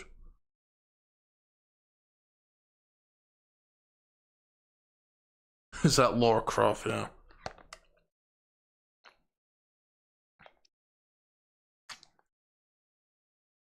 Just do Steam, yeah. Is the trailer better on Steam?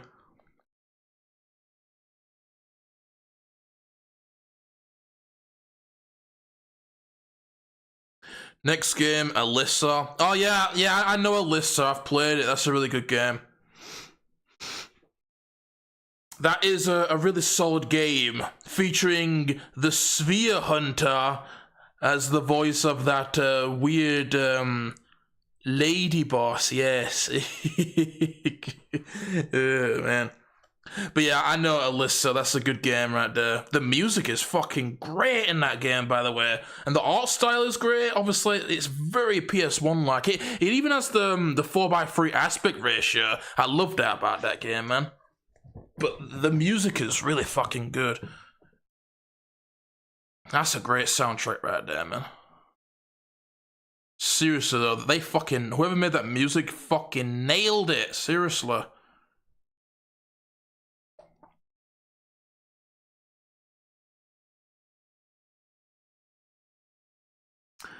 Have you played Super Lone Survivor? Is that the 2D side-scroller? I have indeed, that's a good game. That's like 2D Silent Hill. That is a good game right there. Actually, let me shut that off a little bit. I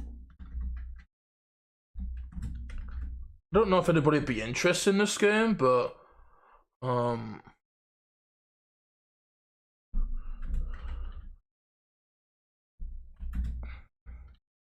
It's annoying because I have to reach forward. Fucking Markiplier, man. Fuck off, Markiplier. Oh, there we go. Full gameplay. Let me just show this off for a second. No, not that part. But yeah, this right here is a cool little game. I only did one playthrough of it, but I need to get back to this at some point. It's 2D side-scroller, so not everybody's cup of tea. I know that people don't like side-scrollers. I like side-scrollers though, so... but yeah, this is very Silent Hill-esque. Even like the sound effects of picking up the items sounds like Silent Hill. But yeah, this is a cool little game right here. This is what you're talking about, right? Yeah, you hear that sound? That sounds just like Silent Hill. Alyssa is one that I'm planning on playing. Oh, yeah. See, listen to this music.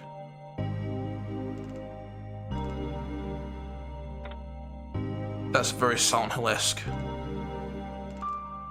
But yeah, that's a pretty good game right there. It's, you know, it's not really that scary, that game. It's kind of, I don't know, it can be a bit goofy sometimes. It can be a little bit weird, but it is a good game, you know. It's a good game for what they were going for.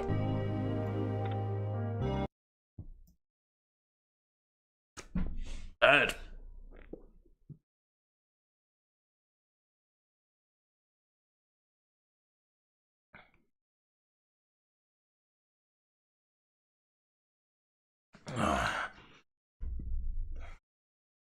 But yeah, I haven't really played. I haven't played too many. I haven't played too many modern like indie. I have played a fair amount, but not like too many of them. Obviously, like I said, I'm always playing all types of games, so you know you can't play everything at once. But yeah, I mean, I made that video, but I do there are some fun indie games I like. You know, obviously, Tormented Souls 1 and 2, Signalis is good. This Lone Survivor game is good. Ground Zero, Alyssa, and that. Also, that bloody what was it called? Oh, Remorse the List. Yeah, that's a pretty good game right there as well. The Hotel, yeah. Okay then.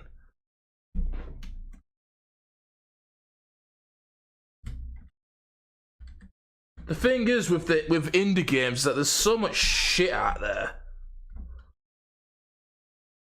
There's so much shit, bro.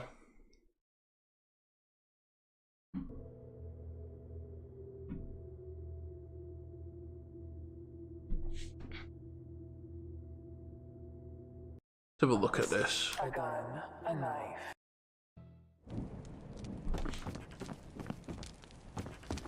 Do you know what? I think I've seen this. I haven't played it, but I think I have seen this. I believe I actually reacted to this on stream at one point.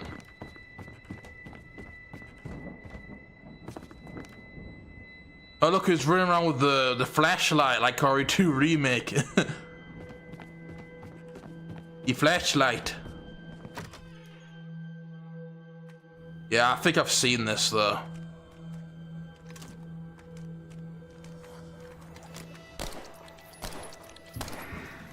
Oh, zombies holding a fucking... What is that? That looks like a bloody pitchfork or something.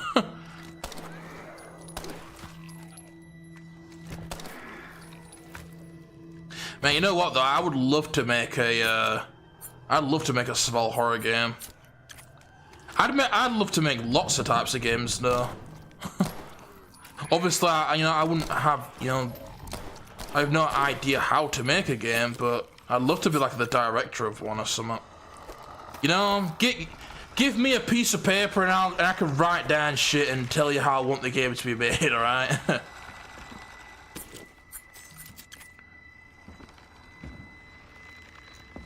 I could do that.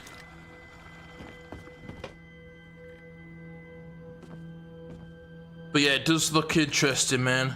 I'm always interested by these types of games.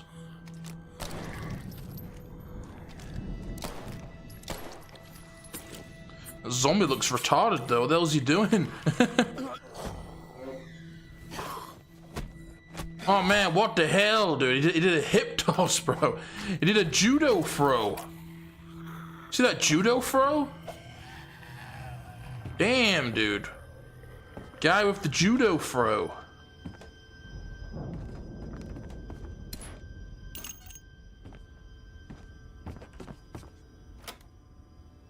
You unlocked the door.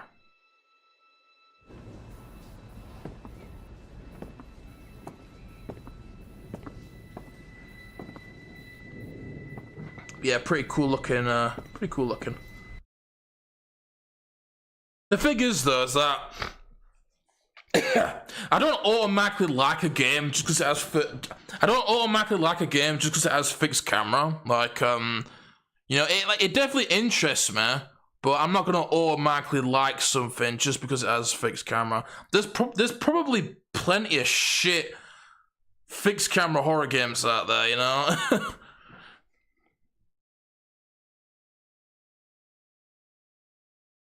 Very Silent Hill inspired indeed. It is. It's literally just 2D side-scrolling Silent Hill.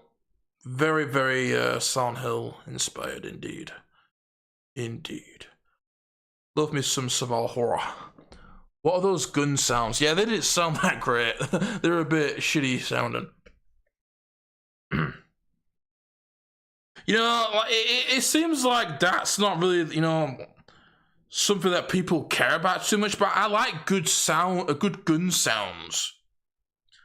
Like, Bring It Up Ground Zero again. That's something I like about that game. It has these really, really good gun sounds. The fucking guns sound loud and shit. Like, you remember that? You remember that? What fucking game was it? I don't know what it was, but there was a period where, like, I guess it wasn't just one game, but there was a lot of games that just had these really shit gun sounds. I don't know why, dude.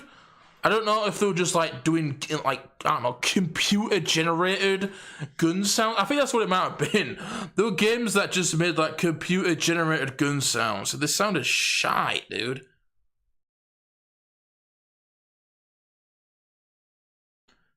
If you want a lesson in good gun sounds, just go play Brutal Doom, okay?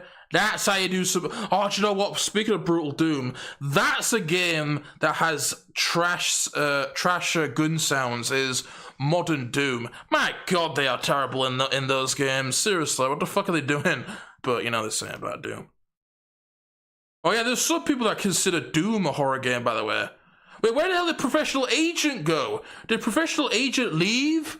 Oh man, why did people leave because they start like beefing with someone? I don't get that, dude. It's like with that. Oh man, it's like with that Aura guy. He was beefing with Frost, so he just leaves. And look, we haven't seen him, dude. What? Why? I don't get that, man. Why are you gonna stop watching the streamer? Right? This is my stream.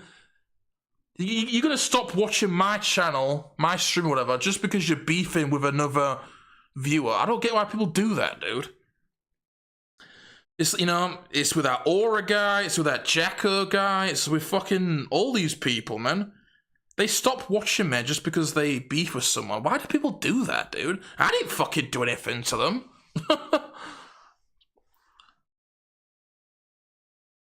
I find that pretty funny.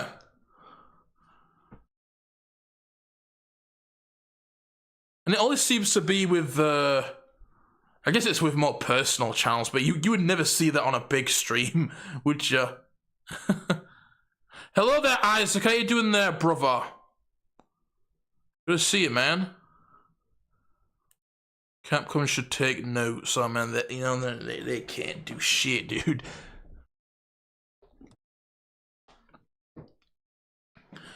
Needs to be the full package. Oh yeah, obviously, absolutely, dude. Absolutely. Definitely, man.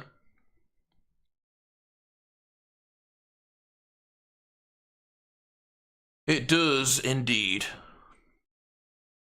Like something that I can something that I'll definitely criticize with a lot of the indie fixed camera horror games that I've played is that they just don't really seem to get very creative with the horror, you know what I mean? Like the build-up and stuff, the psychological horror.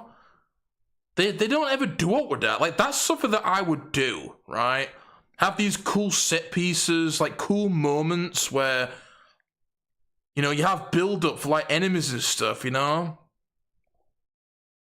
Like, I don't know. They just don't seem to do that. You know, like how in Resident Evil 2 Original, how they have that awesome build-up for the liquor, right?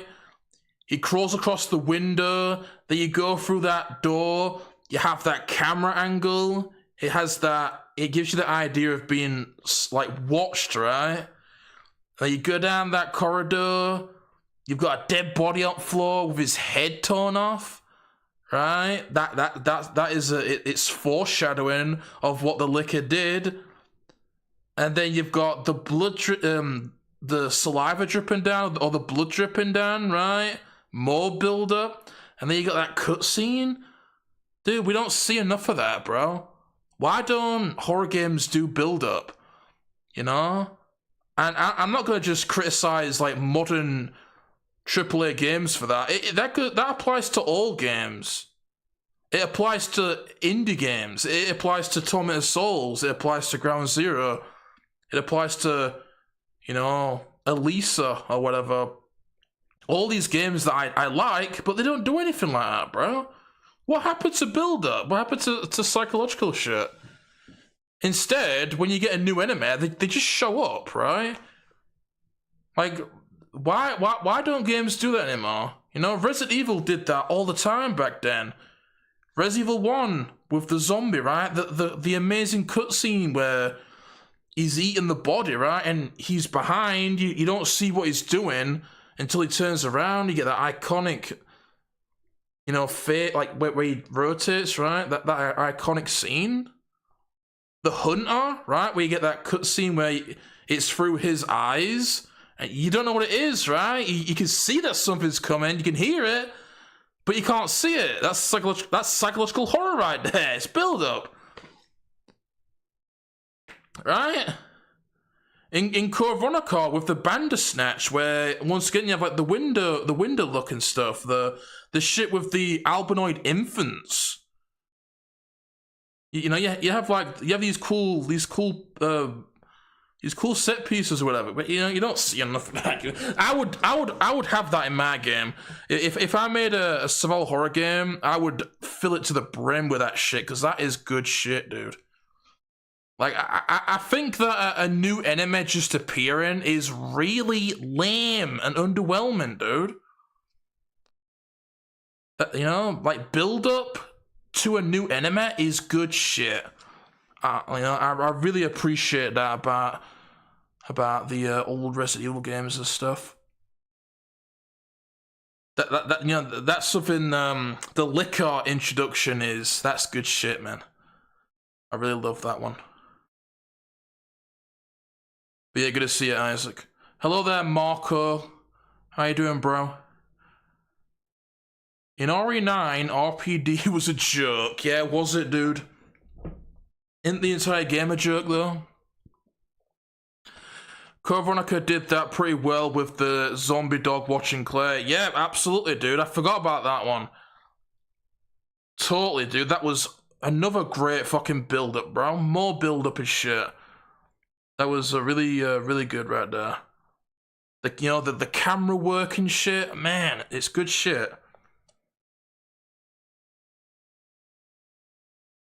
You see the fucking dog, well, you don't see it, right? You see the body get dragged into the vent. That's psychological horror. They don't show the dog. You just see the body get pulled into the vent. I love that type of stuff right there, man. That's horror, dude. That's creative horror. You know, not in your face and shit. Actual creative horror design. I would do that, dude. Like, do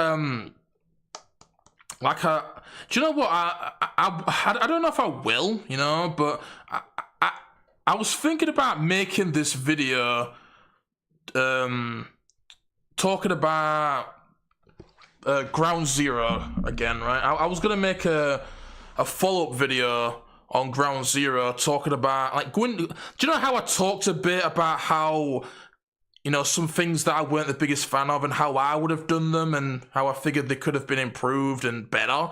Well, I was thinking about doing a follow-up video, basically going more in-depth about that, about more things like with the areas and the gimmicks and shit and some of the levels, right? I was thinking about doing that, but I had a really cool idea for when you reach the lighthouse. I mean, I guess I won't really talk about the game particularly, but I thought a cool fucking idea for some psychological shit is to implement a fixed camera into the point of view of an enemy. Imagine that. Like imagine you're in an area with like a hill or something, like a mountain. So imagine you go through a gate and there's like a mountain and there's a fixed camera which is which is through the eyes of an enemy, and you can hear it breathing. And as you move, it moves with you. It's watching you, right? Your camera is his eyes. An enemy stalking you on a hill, watching you move, and you can hear it like breathing. Wouldn't that be fucking cool? I don't think I've ever seen that before. If anybody out there is making a horror game with fixed camera angles, please do that, alright? Because that would be amazing. You can't tell me that's not a cool idea right there. That would be some incredible build-up for a new enemy. And just, you know, genius camera work with those fixed cameras. You could maybe even have, like, the vision, like the camera be, like, distorted. No, not distorted, but, like, you could even have, like, a blinking effect, right? To really give that illusion of being watched. You could maybe even have, like, a filter on it, like, like how sometimes enemies have, they, see things differently. You know, like how Predator sees in heat vision. You could even do something like that, like a filter. That would be cool. They would definitely have to do that in a Predator game. Imagine that, dude. That's something they could do. Imagine there was a survival horror game, a survival horror Predator game, right, with fixed camera. That would definitely have to be a fixed camera. Is through the eyes of the Predator with the heat vision filter, right? And as you move, he moves with you. You know, that'd be cool.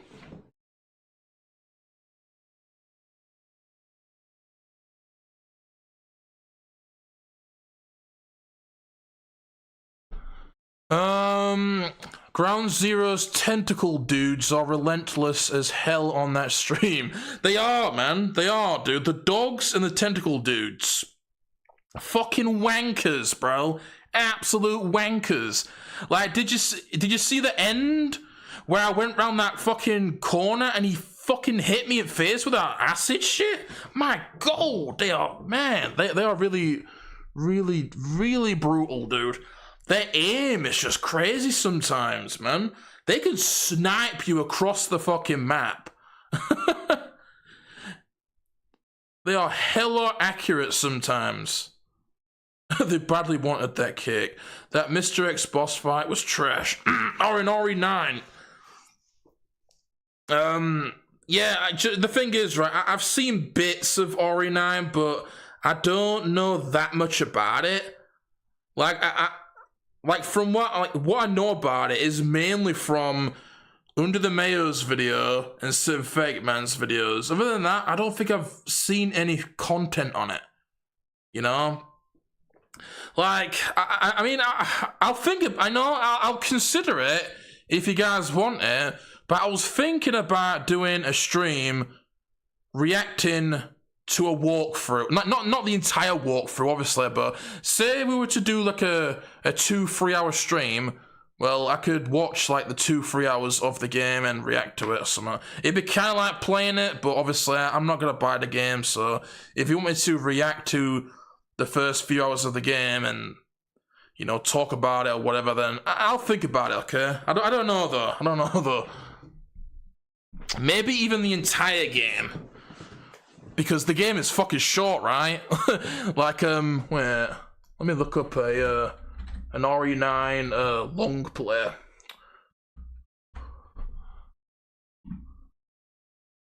Nine and a half hours. So about 9 hours, right? I could so if you guys really want to, I could react to, say, this video. So it's a full playthrough of the game. And, I mean, 9.5 hours, I could do that over the course of 3 streams. So, 3-hour streams. I could react to the entire game. I know you guys would like to see that, right? I can go really in-depth about all the parts of the games, the enemies, the levels and stuff, the story even. I mean, if you want to, I'll think about it, but I don't know. I don't really want to, dude, because fuck it, this game.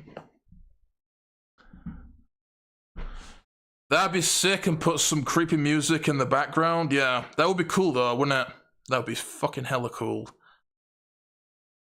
That's the thing, you know, like, oh man, there's just a lot of potential to get really creative and shit, dude. I love stuff like that though. Like another one could be, you know, similar to that, right? Through the eyes of the enemies. But imagine you're on a, do you know, like Pennywise from It? You know, like how Pennywise is in the sewer, right? Where the you know, they all float, right? Imagine you do that same concept, right, of looking through the enemy's eyes, but it's an enemy in the sewer looking at through the grate. And, you know, you're looking through his eyes, right? That'd be a cool low shot through the eyes of the enemy, stalking you from the sewers, Pennywise style. That'd be another cool one, right? You could, bro, there's all types of ideas you could do. There's so many concepts, man. So much potential. And that's the thing, like, you know, fixed cameras are awesome, but they don't tend to, you know, they don't quite utilize them as much as I would, dude. Like, I'm not gonna say that I'm, you know, fucking super creative, but I would get, like, I'd really, like, you know, have some cool fucking camera angles. Because, you know, that's just how much I love fixed camera angles. I would get, you know, I would just play around with them so much and just come up with some cool fucking shit, dude. Like, has there ever been like a camera angle from inside a car or something? Imagine that. I don't really know like why you would do that, but you know, could do something. There's uncapped potential, I tell you. Alone in the Dark 92 does something like that, but the camera doesn't move. Oh yeah? Oh, I see. RE0 opening. Oh, you're talking about that? Yeah, is there? I can't quite remember. Been a while since I played that game. I am very happy with my lucky ability. Oh, there he goes again with the luck ability, dude.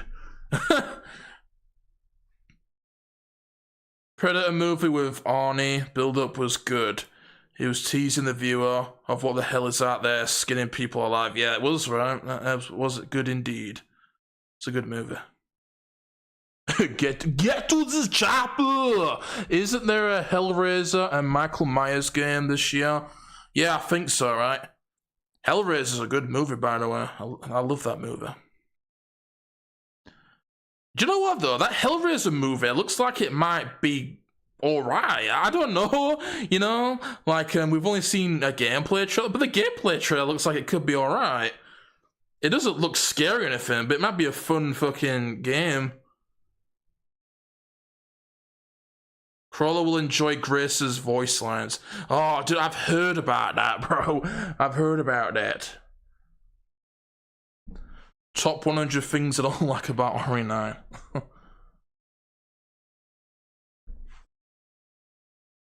It's nice to see Leon again. Oh, man, fuck Leon, dude. Leon is stick bundle. Yeah, the bimbo plays her, talks normal. Grace is worse than RE4 Demake Ada. Yeah, I've heard about Grace's voice acting.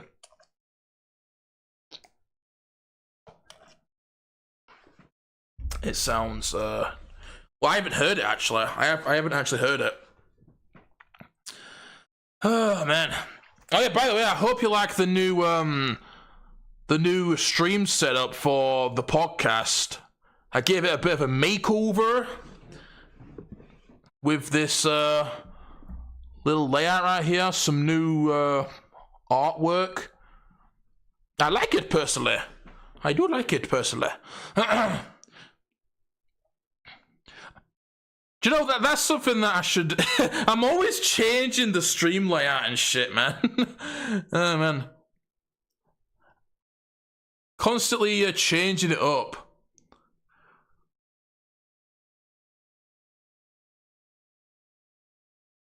Just wait, you know, fucking next stream I'll probably have a new one. Next game on the list is You Will Die Here Tonight. Oh, do you know what? I saw that in the comments, but I thought you were referring to that fucking quote from that shitty Resident Evil movie. Let me watch this. You're all going to die down here. Yes, no one cares.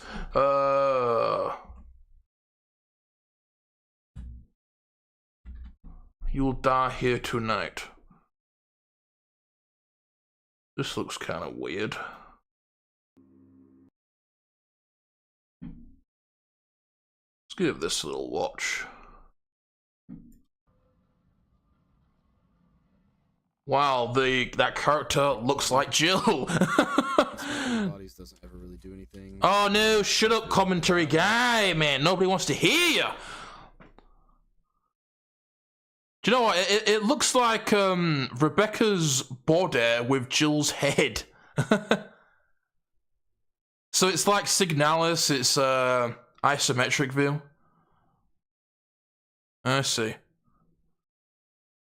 I like the environments and stuff, the artwork, it's nice looking. It's got that sort of, oh, look at that hole, you see, that's RE1, and that's definitely RE1 right there. Oh, dude, really? That's the exact same as RE1, look at that. You got main hall into dining hall, bro. That's like 1-to-1 Resident Evil. Man, people love that shit, don't they? That was the same in that other fucking, in that other bloody game. Hey, do you know what though? I'm not complaining. It's a good homage. I'll probably do the same. Oh wait, what the hell? It was just the first person. It looks like fucking House of the Dead now. That really does look like House of the Dead. How there's, I don't know why it does though. That's, I don't know. Hey, it's interesting. It's definitely creative. Definitely creative right there. I don't know if I would like it, but I'm open-minded, you know, I'd be willing to give it a go. It's definitely interesting.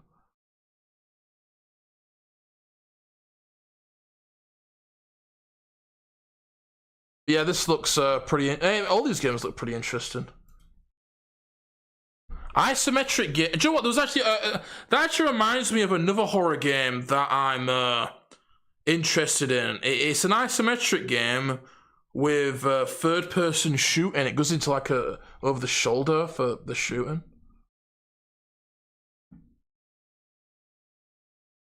Nice background. Yeah, thank you, man. Hey, I'm not gonna take any credit. This is AI, right? Yeah, I didn't make it.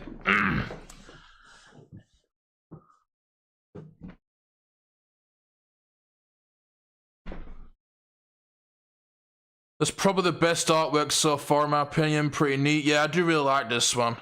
That's, you know, that's the power of AI, okay? I'm not gonna sit here and act like I made it. Do you know what, though? It's like I said in the suffering stream there, but I'm not against AI.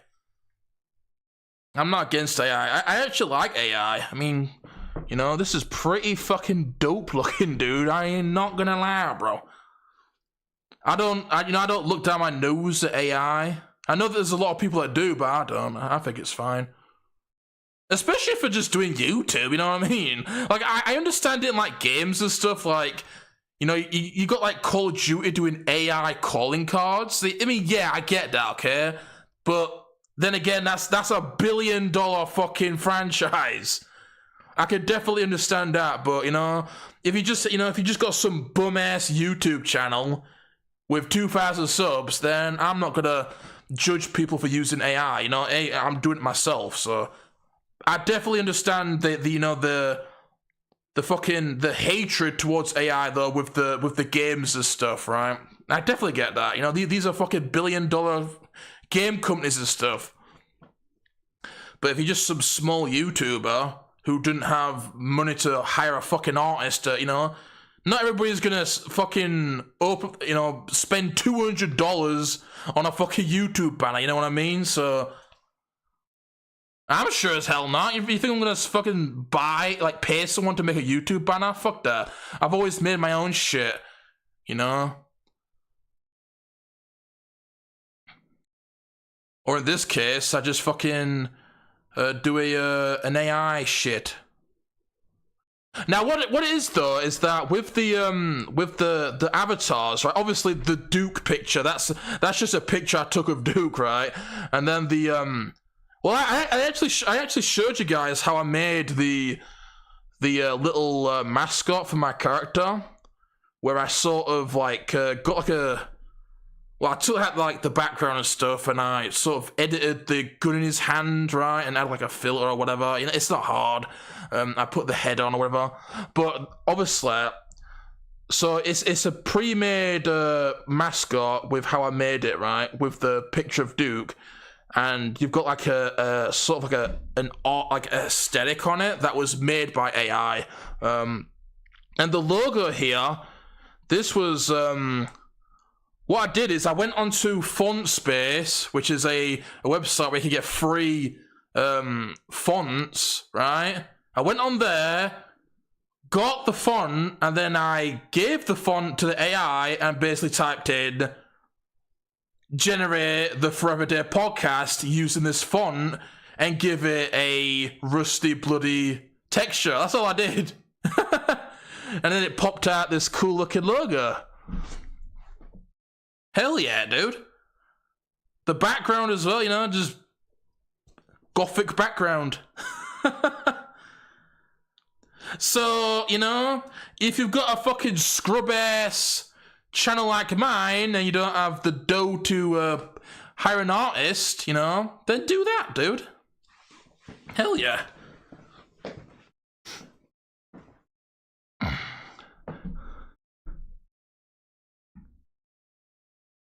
Wow, what a mansion, yeah. Do you know what?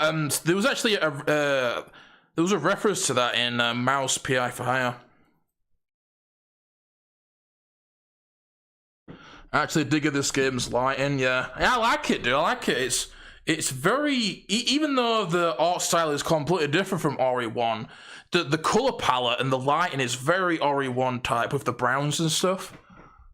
RE1 remake. Tormented Souls. What about Tormented Souls? Are you recommending Tormented Souls? I know Tormented Souls, if that's what you mean. I just saw Duke there. Oh yeah, did you not see him, dude? Yeah. Yeah, that's that picture of Duke that I use a lot, you know?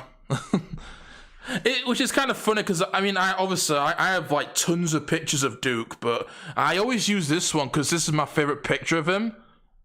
I love his face in that picture. He just looks so he just looks so goofy and just funny. I love that look on his face. The thing is though, with all the other pictures, he looks too, you know, I don't know. A lot of the pictures, he looks too like. It looks too, I don't know, friendly. Obviously, I want him to look cool in these, you know, with you know these wallpapers and stuff. I want him to look cool, but in a lot of pictures, he looks too innocent and stuff, so I can't really use him.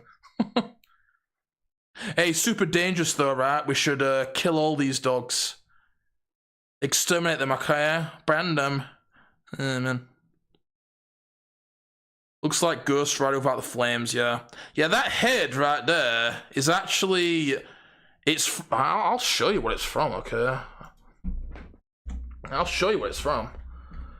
Let me go on Google. Oh, actually, just go on there. I think I've showed it before, but I'll show you the...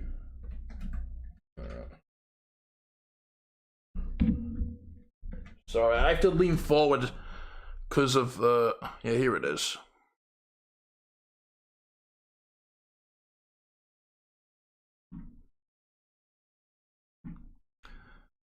But yeah, I think I've showed you guys before, but if you're wondering where I got that from, it's from this album, look. So, yeah. That's where the signature Nightcrawler skull head with the weird metal tentacles, whatever the fuck it is, that's where it's from, is this metal album, Dawn of Demise. It's probably kind of weird, right, seeing it here, but, you know, if you've ever been curious where it's from, that's where it's from.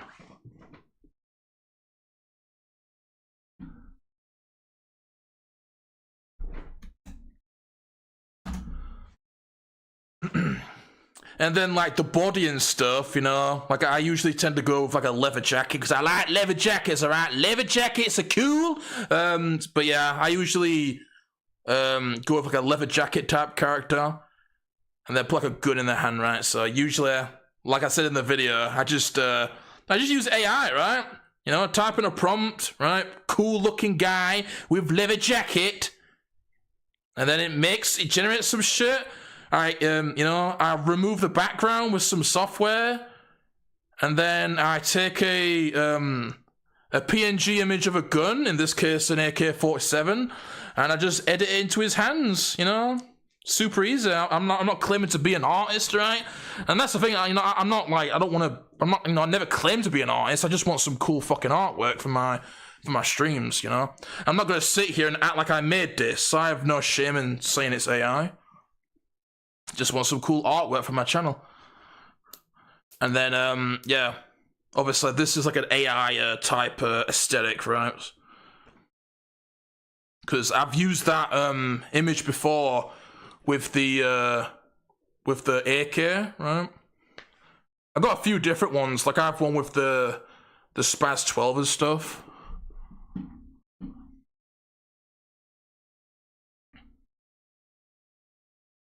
Like, actually, let me see. Yeah, I could show it. Let me see if I could. I've got this one as well. Wait, can you see that? Can you see it? You see, that's another mascot that I've got. One-handed Spaz 12, pretty cool right there. But you see the border, that's just AI, dude. It's just AI, right? It's all AI. It's all AI, dude. Obviously this is this, look, you see, so it actually looks different. And then what's another one I've got actually? Oh yeah, you got this one, of course. Oh, that's an end screen, but you see the body's different. Like and subscribe, okay? You gotta ask people to like and subscribe like a douchebag. But yeah, that's one. This one here was inspired by a Terminator 1 wallpaper. You guys have seen it, right? The picture of the poster for Terminator 1 with Terminator holding the Desert Eagle, whatever. This one's inspired by that one. And I think that's about it. Do you know what? I do have some more, but I don't think I really have them here, dude. Alright, let me delete this. It's fucking up my bloody. Looks all shitty. There we go. And of course, got the little King of Hun piggy bank in the corner, which kind of looks out of place with the the gothic wallpaper. But I like it, dude. I like the little piggy bank, alright? I like the piggy bank. You see, King of Hun is such an ungrateful fat fuck, dude. He's always complaining and shit, insulting me. Yeah, I'm over here making a little King of Hun piggy bank, bro. All I do for that guy. And he's just so judgmental. Withering Rooms, is that another one? I'll take a look at that in a second, man. The background kind of reminds me of Castlevania Lord of the Shadows. Yeah, it does kind of, right? Are people still complaining about this breed? Oh yeah, dude, they're fucking banned here, bro. They're banned. And you still got people that, I don't really want to talk about it. It pisses me off, man. Your dog Duke needs his flat top blonde hair, shades, and a cigar. Hey, dude, they could probably do it, probably fucking do something out of AI, man. Do an AI prompt. The lore, yeah, the lore, man. The Nightcrawler lore, bro. Plenty of Nightcrawler lore. AI doing all the hard work. Yeah, it is. It is, dude. A few years, Skynet will take over. Yeah, dude, it's crazy how far AI's come. Like the videos and shit you see is wild. Dex wants his AK back, yeah. It's like the cover of the 1996 album, The Exploited, Beat the Bastards. Yeah, is it, dude? Yeah, I love metal music, I listen to all types of, like, death metal and stuff, so. Big mullet cunt, bro. Big mullet cunt, dude. I mean, I like all types of music, you know, but metal is my favorite genre. You know, fucking all types of shit, you know. Classic heavy metal and stuff, death metal, new metal even. All types of metal. But, you know, I like other stuff, you know. I listen to fucking Bee Gees, bro. I love me some Bee Gees. Fucking Bee Gees is the tits. ABBA? I listen to some ABBA. You know, some fucking, you know, I don't know. I like all types of music, though.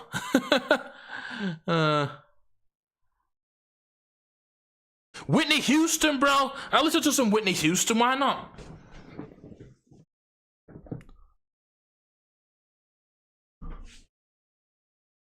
The new one's much better. Yeah, it is. It is. This one looks really good, dude. Like, the other ones, you could tell it's sort of... It doesn't look that good, right? It looks kind of... Well, it basically looks like what it is. But this one actually looks really fucking solid. I really do like this one a lot, man. Obviously, I love this type of gothic horror type shit, you know? It's around my alley.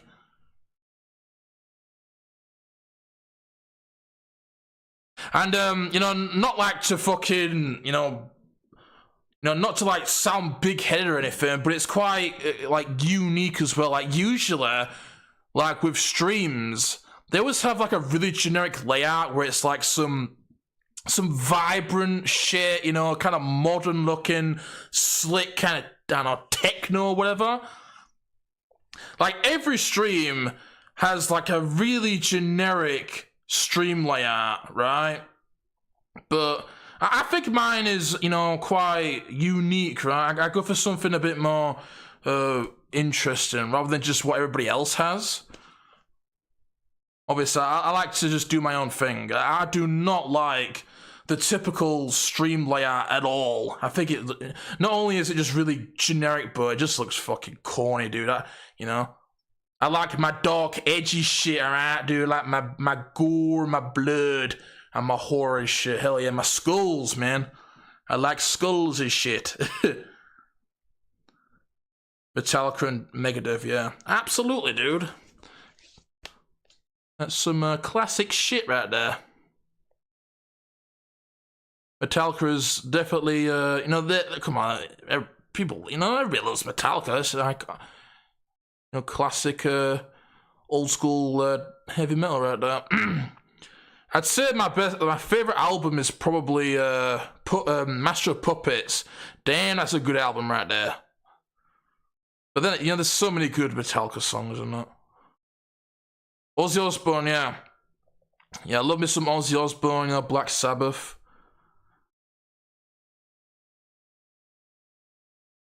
What was your first metal band? I think Iron Maiden.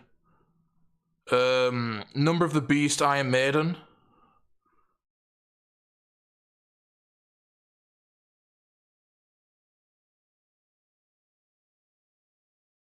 That's probably his real face. What, the skull? Yeah, it is. That is my real face, okay? It is my real face. Huh?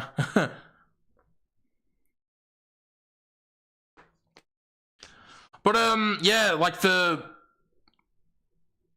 hell? Right, sorry, I thought I heard something.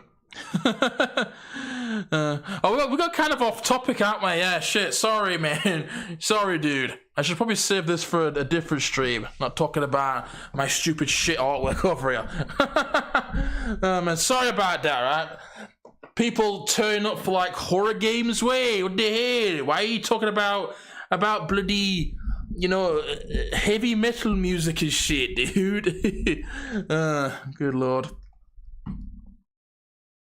God damn it. God damn it. Fucking hell. Sanitarium, yeah, that's a great one right there. That entire album is good, man. Really good album right there. Oh, do you know what the fuck it? But do you know what, kind of an unknown band that I really like, man, is... This band, Torture Killer. My god, man, I really like Torture Killer a lot. It's like, wait, you see it there? I'm not gonna play it because I don't want to get copyrighted, but wait.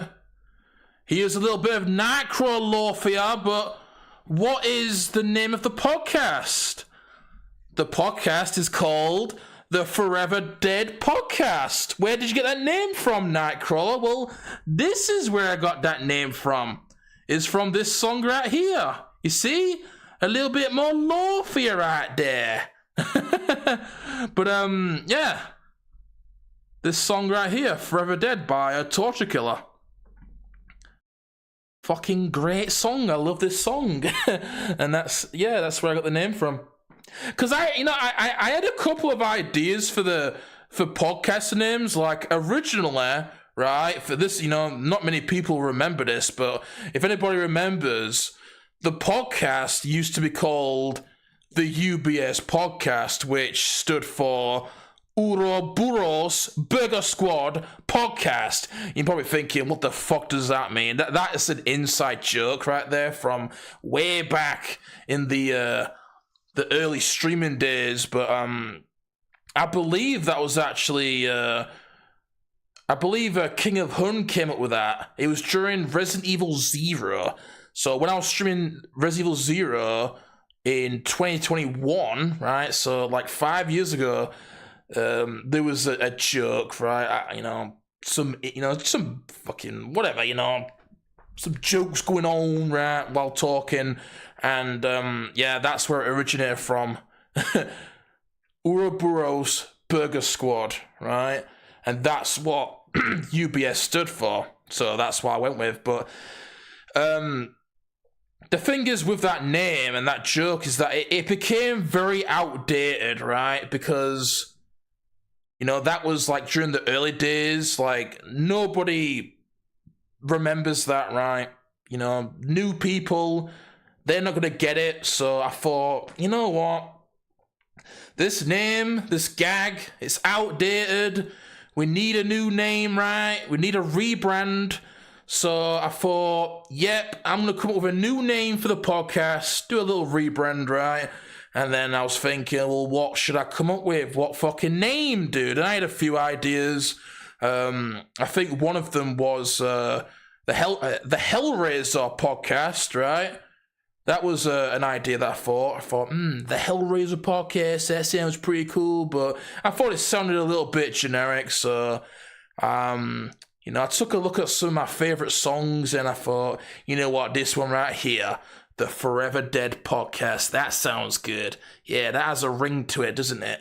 That sounds good. And not only is it just a really great song that I love, but it also has I think it has a bit of a deeper meaning because my channel is Forever Dead, right? So I think it kind of, it kind of works with that as well. It's quite poetic, really. Not only is it a great song, but Forever Dead, my channel is Forever Dead, right? It never fucking grows, so I think it actually has a bit of a deeper meaning, so hell yeah, dude. Great fucking name right there. Great fucking name, bro. So, not only did we get Nightcrawler's signature skull head from a metal album, but he also got the podcast name from a metal song, so yeah.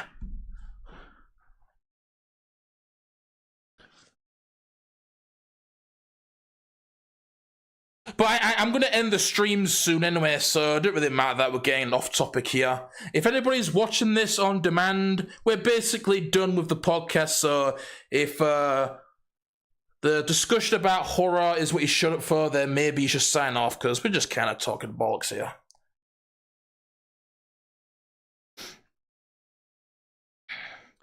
Speaking of games, I just finished RE6 on Professional. Yeah, did ya?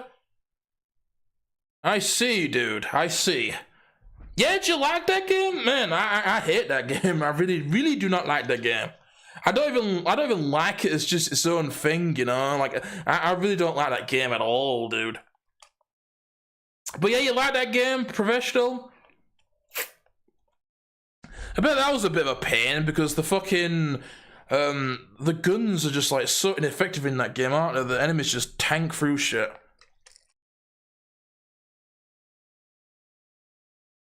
Hey, does it bother me? Variety is always good, yeah. You're referring to me always changing the stream layout, right? Yeah, I do that a lot. But you know, I don't know. I think I just have a lot of fun with that. You know, I like doing the different wallpapers and stuff. It's just fun to. It's just fun to do. And plus, like I said, variety is good, right? There are some people that just have the same shit for like years. So, what about Leon Lover Podcast? Isaac, you push your luck now, bro. Don't make me ban you, man. This is a firm warning, okay? I will not tolerate that. Do not be bringing up Leon in my fucking stream. Alright? Okay. The stream's still going strong. Yeah, is it people? I don't know how many people's watching. I don't look at view count, you know, but as long as people are enjoying the stream, that's all that matters, okay?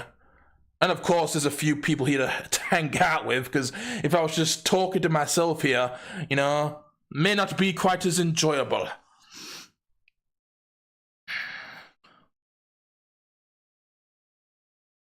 Alright, Crawler doing the marathon streams. What, this one?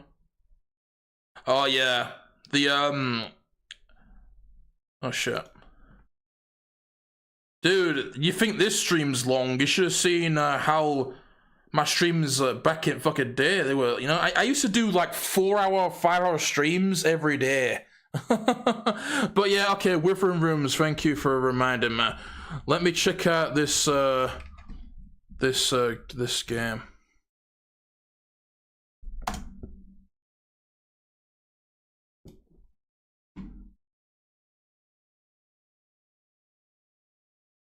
Oh, this guy, Gamer's Little Playroom, dude. What the hell is this, dude? I don't know about this. Look at that fucking enemy right there. He's got a shield, bro. It's a 2D game. Yeah, look at this enemy, bro. He's got... that's an enemy out of, like, fucking Bloodborne or something, or Dark Souls. Enemy with a torch and a shield.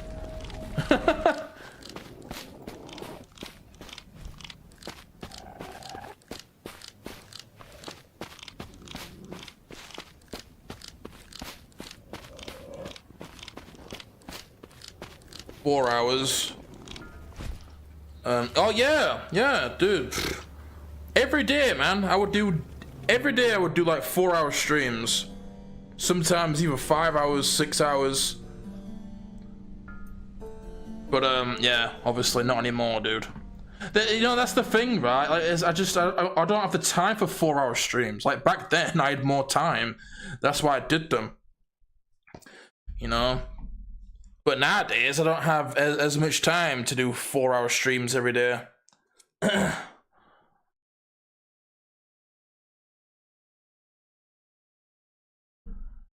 it's not for everyone. Yeah, absolutely, dude.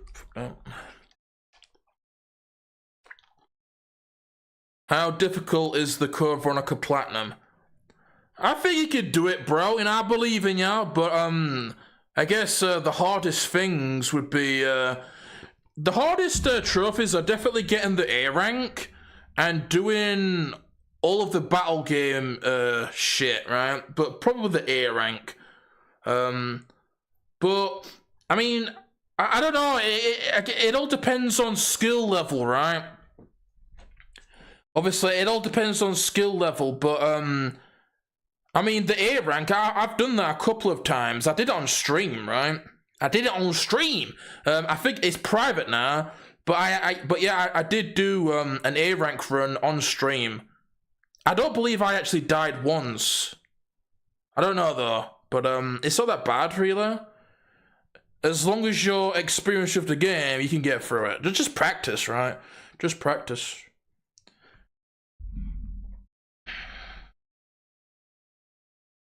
Too busy scrolling through Twitter. Yeah, doom scrolling, dude. Doom scrolling. But yeah, Coverdicka Platinum. It's not too bad, I don't think. You could do it, bro. You could do it, man. Honestly, it's all about preparation. Okay, preparation is key. Like knowing what items to pick up. Like usually with those types of runs, like when I did you know, the RE1 remake, like I actually did a fucking a video on it, didn't I? Or a series. I did a guide for it. Hey, did anyone remember when Nightcrawler used to do guides? Man, you have to be a really old Nightcrawler viewer to know about them days. But well, I mean, look, I'll show you guys. Look at this shit. If you, there's not that many fucking. But look at this. You remember when Nightcrawler used to do guides, bro? No commentary guides. You see, Evil Within Akumu guide. Dead Rising All Survivors Guide, Splinter Cell Blacklist, Perfectionist Ghost Guide, Hitman Blood Money Professional Silent Assassin Guide, God of War 3 Remaster Pain Plus Guide. You see? Look at that. Hidden Dragon Legend Platinum Guide, Dark Souls 3 SL1 Guide. You see? Nightcrawler used to do some guides back in the day, man. Look at that. Slain, dude. Slain Back from Hell No Damage Guide, Butcher Impossible Guide, Dead Rising 2 All Missions Guide. Look at that, you see? Resident Evil Infinite Rocket Launcher Guide. So, you know, that's doing the bloody shit where, you know, where you have to do the under whatever amount of hours it is to get the best rank and then get the, you know, to unlock the rocket launcher. Also, this is pretty cool. You know how I was talking about Resident Evil 4, no damage, no merchant? Well, I did a guide for that, so... Hey, Isaac, if you're considering it, dude, and you need some help, check out the Nightcrawler, Resident Evil 4, Professional, no damage, no merchant guide, and he will help you out with that shit. You see, you've even got a Resident Evil 2 remake guide. Hardcore S+, with Soyboy Leon, you see? Look at that. Do you know what? I don't do them anymore, and they never got any views, but I used to like making them, dude. They were fun to make, bro. But when I used to make these videos, so like say the RE2 S+ rank, right, or the Resident Evil 1 remake, which is basically the same as going for the A rank in Coverdicka, right? When I did them, a great thing to do was to go on... what is that website which tells you where all the items are, shows you all the maps and shit, right? Go on that website and just do some research. Look where all the items are and write down in a little notepad the items to pick up. That is incredibly useful to follow, bro. Oh, that's another one as well. I did a Resident Evil 4 Professional S+ rank guide. You see? Your boy is a real pro gamer. Getting these, you know, these high ranks and even doing guides on them. Do you know what, though? I was talking about... that's something that fucking Pilot mentioned. Pilot was like, oh, man, you should do give some tips or tricks on Ground Zero's Extreme Death Wish mode. And you know what? There's nobody playing Ground Zero. There's no videos on it, right? And I'm guessing there's no YouTube videos on Extreme Death Wish. And he was like, oh man, you should do some videos, right? I should do an Extreme Death Wish guide, right? And actually, do you know what? Even though I didn't do it, even though I did stop with the walkthroughs, I did do a couple, didn't I? Because I did, what did I do, man? I did this, you see, I did Dishonored 2, very hard walkthrough, no kills, no, no detections, yeah, and that has commentary, so, you know, I did and also this as well, Hitman Absolution, purist walkthrough with commentary, and I even did this, which is kind of like a guide, you know, not really, right, this was more just about doing something fun to watch, but you could use these as guides. All missions, shit, the 10.2 star run, you see, and some people actually like these, and they were fun to make. You see? Your boy should do more stuff like that. Because it's actually quite fun to me. Obviously, it's a lot better with commentary. You know, the no commentary shit, obviously, you know, is not very interesting, but the comment, you know, I don't know, maybe I will. Maybe I will. They are fun to do. And there is a small crowd that seems to like this stuff, so, you know, maybe I should, right? That'd be kind of cool to do. Imagine that, man. Nightcrawlers, Ground Zero, Extreme Death Wish, walkthrough with commentary. Because I don't know if there's going to be any fucking videos on that, but at the minute, that game is so dead, man. Nobody's fucking talking about that game, bro. Oh, the Mute House, yeah. I know about that one, bro. I know about that one. I've seen it before. It's challenging if you're new to the game. My advice would be to take your time and start off with experimenting with the levels and playing good strategies to get through some parts. Yeah, that's all you need to do. Just to play through the game a couple of times, get familiar with the game, and then learn which items to pick up, which items to leave behind, right? Also, make sure to prepare for like the bosses and stuff, like the tyrant. You want to make sure you get those BOW rounds and fuck him up, alright? Fuck him up with the BOW rounds and the bowgun and stuff. I used my BOW grenades there. He went down fast. Yeah, it does. What the hell is that, dude? Oh, Antomus, dude. A new guy on Twitter. Not Twitter. You see, I just got Twitter on the Mind Pilot. I'm so obsessed with it. Constantly scrolling on there. But a new viewer on Kick with... What is that? That's a duck, bro. What's with the duck? The duck, gif, whatever the hell it is. Oh, not this fucking guy again. Is that a duck? Yeah, it's a duck, dude. Wait, a duck? The most recent guide was Silent Hill 4.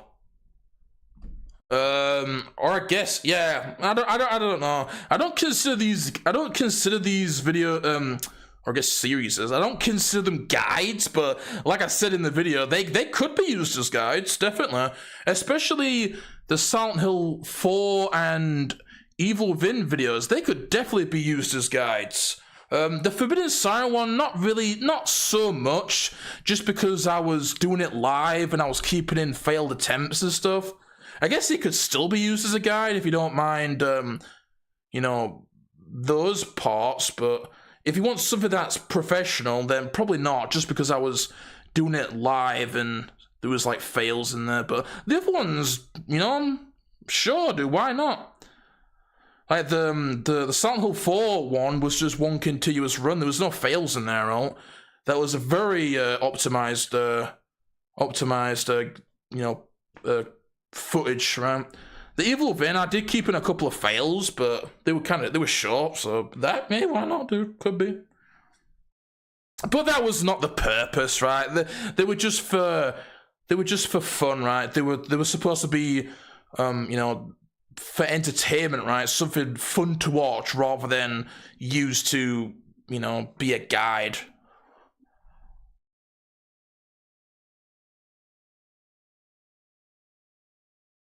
Oh yeah, if there's any mods on Kick, can you ban Krauser is the best, please? I bet that battle game with Wesker is a pain in the arse. Yeah, it is. I was raging at that, dude. I raged at that, bro. I proper raged at that on the street. Hey, there's a clip of it, dude. If you want to see me fucking, you know, scream at the top of my lungs and rage, then, hey, it's on YouTube, bro. It's on YouTube. I proper raged at that shit. Proper raged, bro.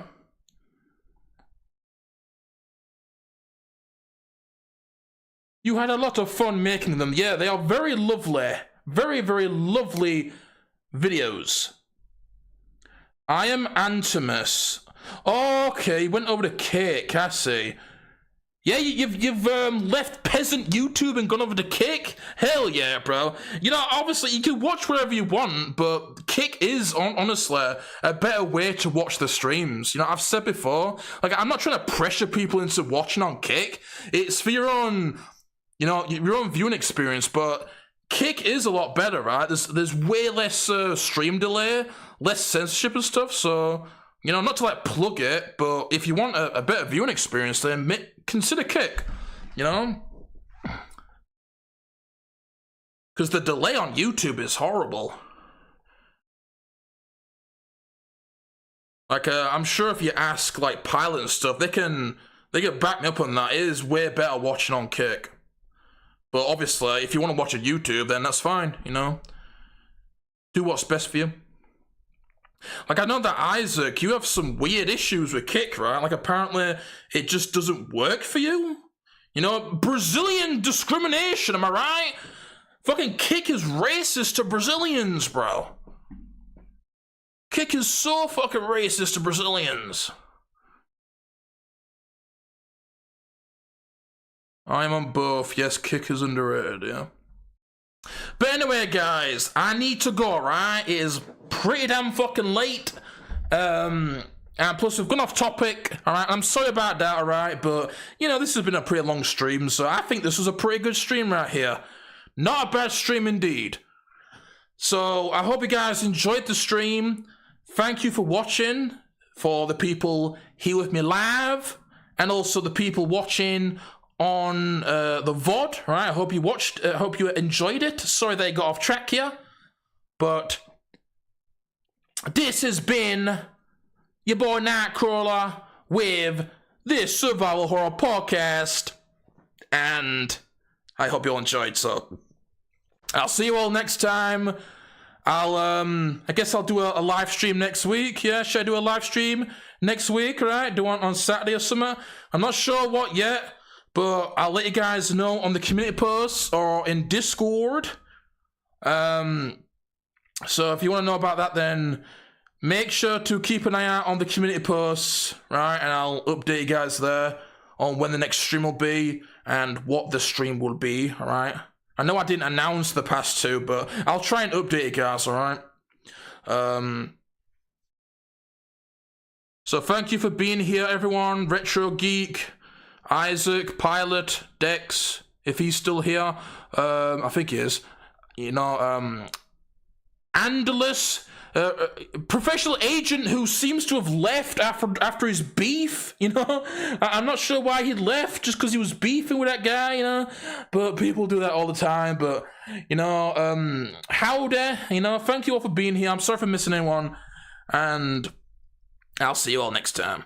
Peace out, guys. Sayonara, and have a great day. Goodbye. Sayonara. Peace. Yes.